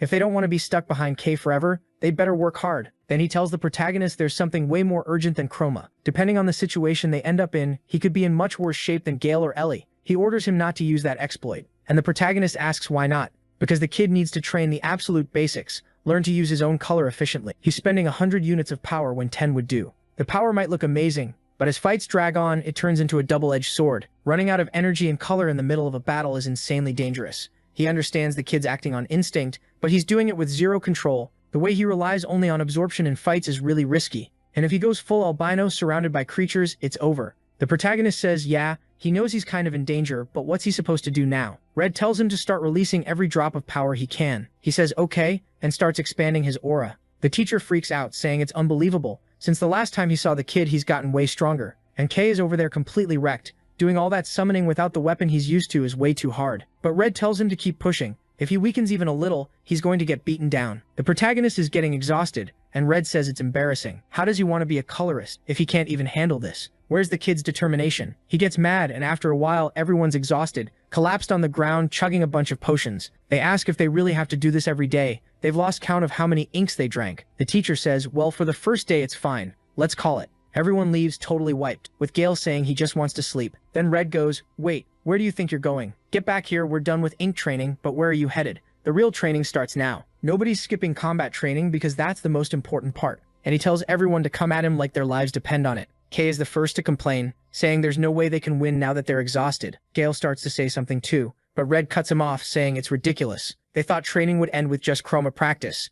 They have very little experience compared to the talent they have, so this is what matters most. And he warns them they'd better get ready, because he's not going easy. Right then, everyone draws their swords, and Red walks up, telling them to imagine he's one of the Black Hands. They're supposed to go in trying to finish him in a single hit, but in the same instant, he's already behind Ellie about to strike, and she manages to raise a barrier. Red praises her reaction time. She really can create something dense in a fraction of a second. Then it turns into a brawl, with the protagonist and Gale coming in from behind, but the green one is in shock. The three of them are putting on all the pressure they can, and they're not even scratching him. That's when they realize Red has been blocking without even using color power, just pure physical skill. The three of them rush at the same time. Gale activates his technique, coming in from the side with multiple swords. The protagonist comes from the other side with another sword and an axe in hand, but Red keeps defending. Ellie can't understand how it's possible. Her ice is getting shattered. Red says her attack is solid, but it's still way too easy to pierce. She'll have to train her chroma to the limit so that doesn't happen. And even if she has a good balance between offense and defense, that doesn't mean she has no weaknesses. He slips out of everything, stops right in front of the protagonist, and says he won't repeat himself. He's using his abilities relying only on force. Apparently he can't feel the difference between anything. Considering he barely escaped because of the item Mary made, he'd already be dead if it weren't for her. He really needs to fix his endurance urgently. Not long after, the three of them are down on their knees. Red says, alright, now that's enough training, though not before tearing into Gale, saying his impatience is ridiculous and his movements are way too predictable. It's the dumbest thing to spend all his color until he's washed out, and albino in a single attack. Then we see what actually happened. Gale went off beating on Ellie, slashing at Gale who couldn't understand how any of this was possible. He activated a spiral slash and sent it straight at him, but Red just flicked something on his sword and redirected it to the other side. Gale remembers someone saying it wasn't enough. He sees images of someone stepping in front of him and he starts saying he can't keep going like this. He has to become the strongest and the fastest. Then we see the protagonist activating power in his golden hand too, saying it'd be a shame to end it there. He can't control his power, but he's going to give it everything he's got. We see an energy that looks like the same one from Mary running across his chest, and he says he'd been hesitating to use it. At that moment, Red sees the black and gold glow coming right at his face, and outside everything explodes. The protagonist is completely albino. His energy is at zero. The kid looks scrawny, like he got drained dry. Next to Red, there's a smashed-up crater. Gale and Ellie stare, kind of scared, wanting to know how he made that. It looked like he added another color into the black. Red looks a bit awkward, saying he's going to have to be careful not to embarrass himself as a teacher. Meanwhile, Kay, off to the side, is being a total idiot. He keeps staring at the sword, saying the kid really surprised him. But then he picks him up, saying, great. Now the whole base is wrecked, and Camellia is definitely going to lose it. The scene cuts to Camellia and Dear Mary calmly having tea. Camellia tells Mary the items they found for her are incredible. Like seriously, this item she equipped is from the 21st century, called a bra, and the girl is asking if she can really accept all of this. Then suddenly a guy bursts into the room saying there's an emergency. There was something extremely terrifying outside. Camellia is confused, and the two of them run outside. She reaches out her hand and sees black ashes spreading. From far away you can see a huge cloud of smoke. Already alarmed, Camellia says, this is the same event that destroyed the city in the past, known as the Black Wave. Obviously it's that disaster Viper's doing. On the front lines, everyone's grabbing papers, anything they can, trying to flee. Everyone's asking why they're suddenly being attacked, and the scale of it doesn't even make sense. Now it's clear why even the old Radiant civilization got wiped out. There's a bunch of stuff exploding behind them, but in the distance, along the front of the walls, people are working ink cannons, yelling to reload again because they have to stop it. The scene switches to Gale, telling the other two to stop staring out the window. They're going to have to take part in this too. Right away, Red opens the door and tells everyone to grab their gear. Unfortunately, it's not the best time, but they can't just sit around. The red team has to move out. Ellie, looking out the window, says those black ashes are exactly like the ones from that day. She has a flashback, looking up. Then we see a loudspeaker warning everyone in the city to start preparing. The pioneers need to help on the front line, and everyone else has to hide. People are trying to run, but there are explosions going off behind them. On the front line, when they look back, there are these final boss-looking things in multiple colors coming in. The protagonist group is outside now, next to that orange-haired guy, and he says, now that their team has arrived, not a single creature will get close to the city. Gale is standing there wanting to know who this show-off is, and the protagonist says it's the people from the east. Since it's an emergency, everyone has to work together. Everyone else keeps retreating into the city while the monsters advance. One soldier is about to shoot when an attack comes flying in, but the protagonist cuts through it, and both teams charge forward. The front line is getting destroyed while the city side keeps falling back. They fire shots, taking down some creatures, but the whole army is coming. Then the colorists arrive. Camellia says that as captain of the pioneers, she's taking command over everyone. She warns the protagonist team and the others to get ready, because what's coming is a major invasion. A Black Hand group heading toward the forward base. The protagonist remembers, it's the same team as the Sword Demon. Then that red-haired guy shows up, and thanks all the juniors for being there. He says they'll take over from here, and Camellia tells them to be careful defending this region. They'll have to split up into their assigned positions. We see the red-haired guy blowing up a bunch of creatures up front, and the protagonist and Gale are impressed. But that pose of 19 keeps advancing. People are kind of scared, but Camellia tells them to hold their positions, and everyone charges in. Among the creatures is the Black Sword, saying he can see that boy, the key to opening all the curtains. This time he won't escape. We see Camellia asking Red for help. She's sure someone will be watching Kay, so she needs Red to protect him. Meanwhile, from above, Viper watches everything, saying this attack is more effective than she expected. It's unbelievable she can move dozens and dozens of creatures with just a few vials. She's feeling like the real Black Witch. Camellia gives the group their final orders, explains the formation, and tells them to advance. The red-haired kid, whose name I still don't know, goes first, saying he'll lead the vanguard. Meanwhile, the protagonist is wondering where's Mary. He's glad she's not around, but he has no idea she's already there inside a cannon, starting to fix everything. Saying she needs likes on this video that helps Mamoru make more juicy content for his viewers. Activate the cheeky little bell, and I'm out.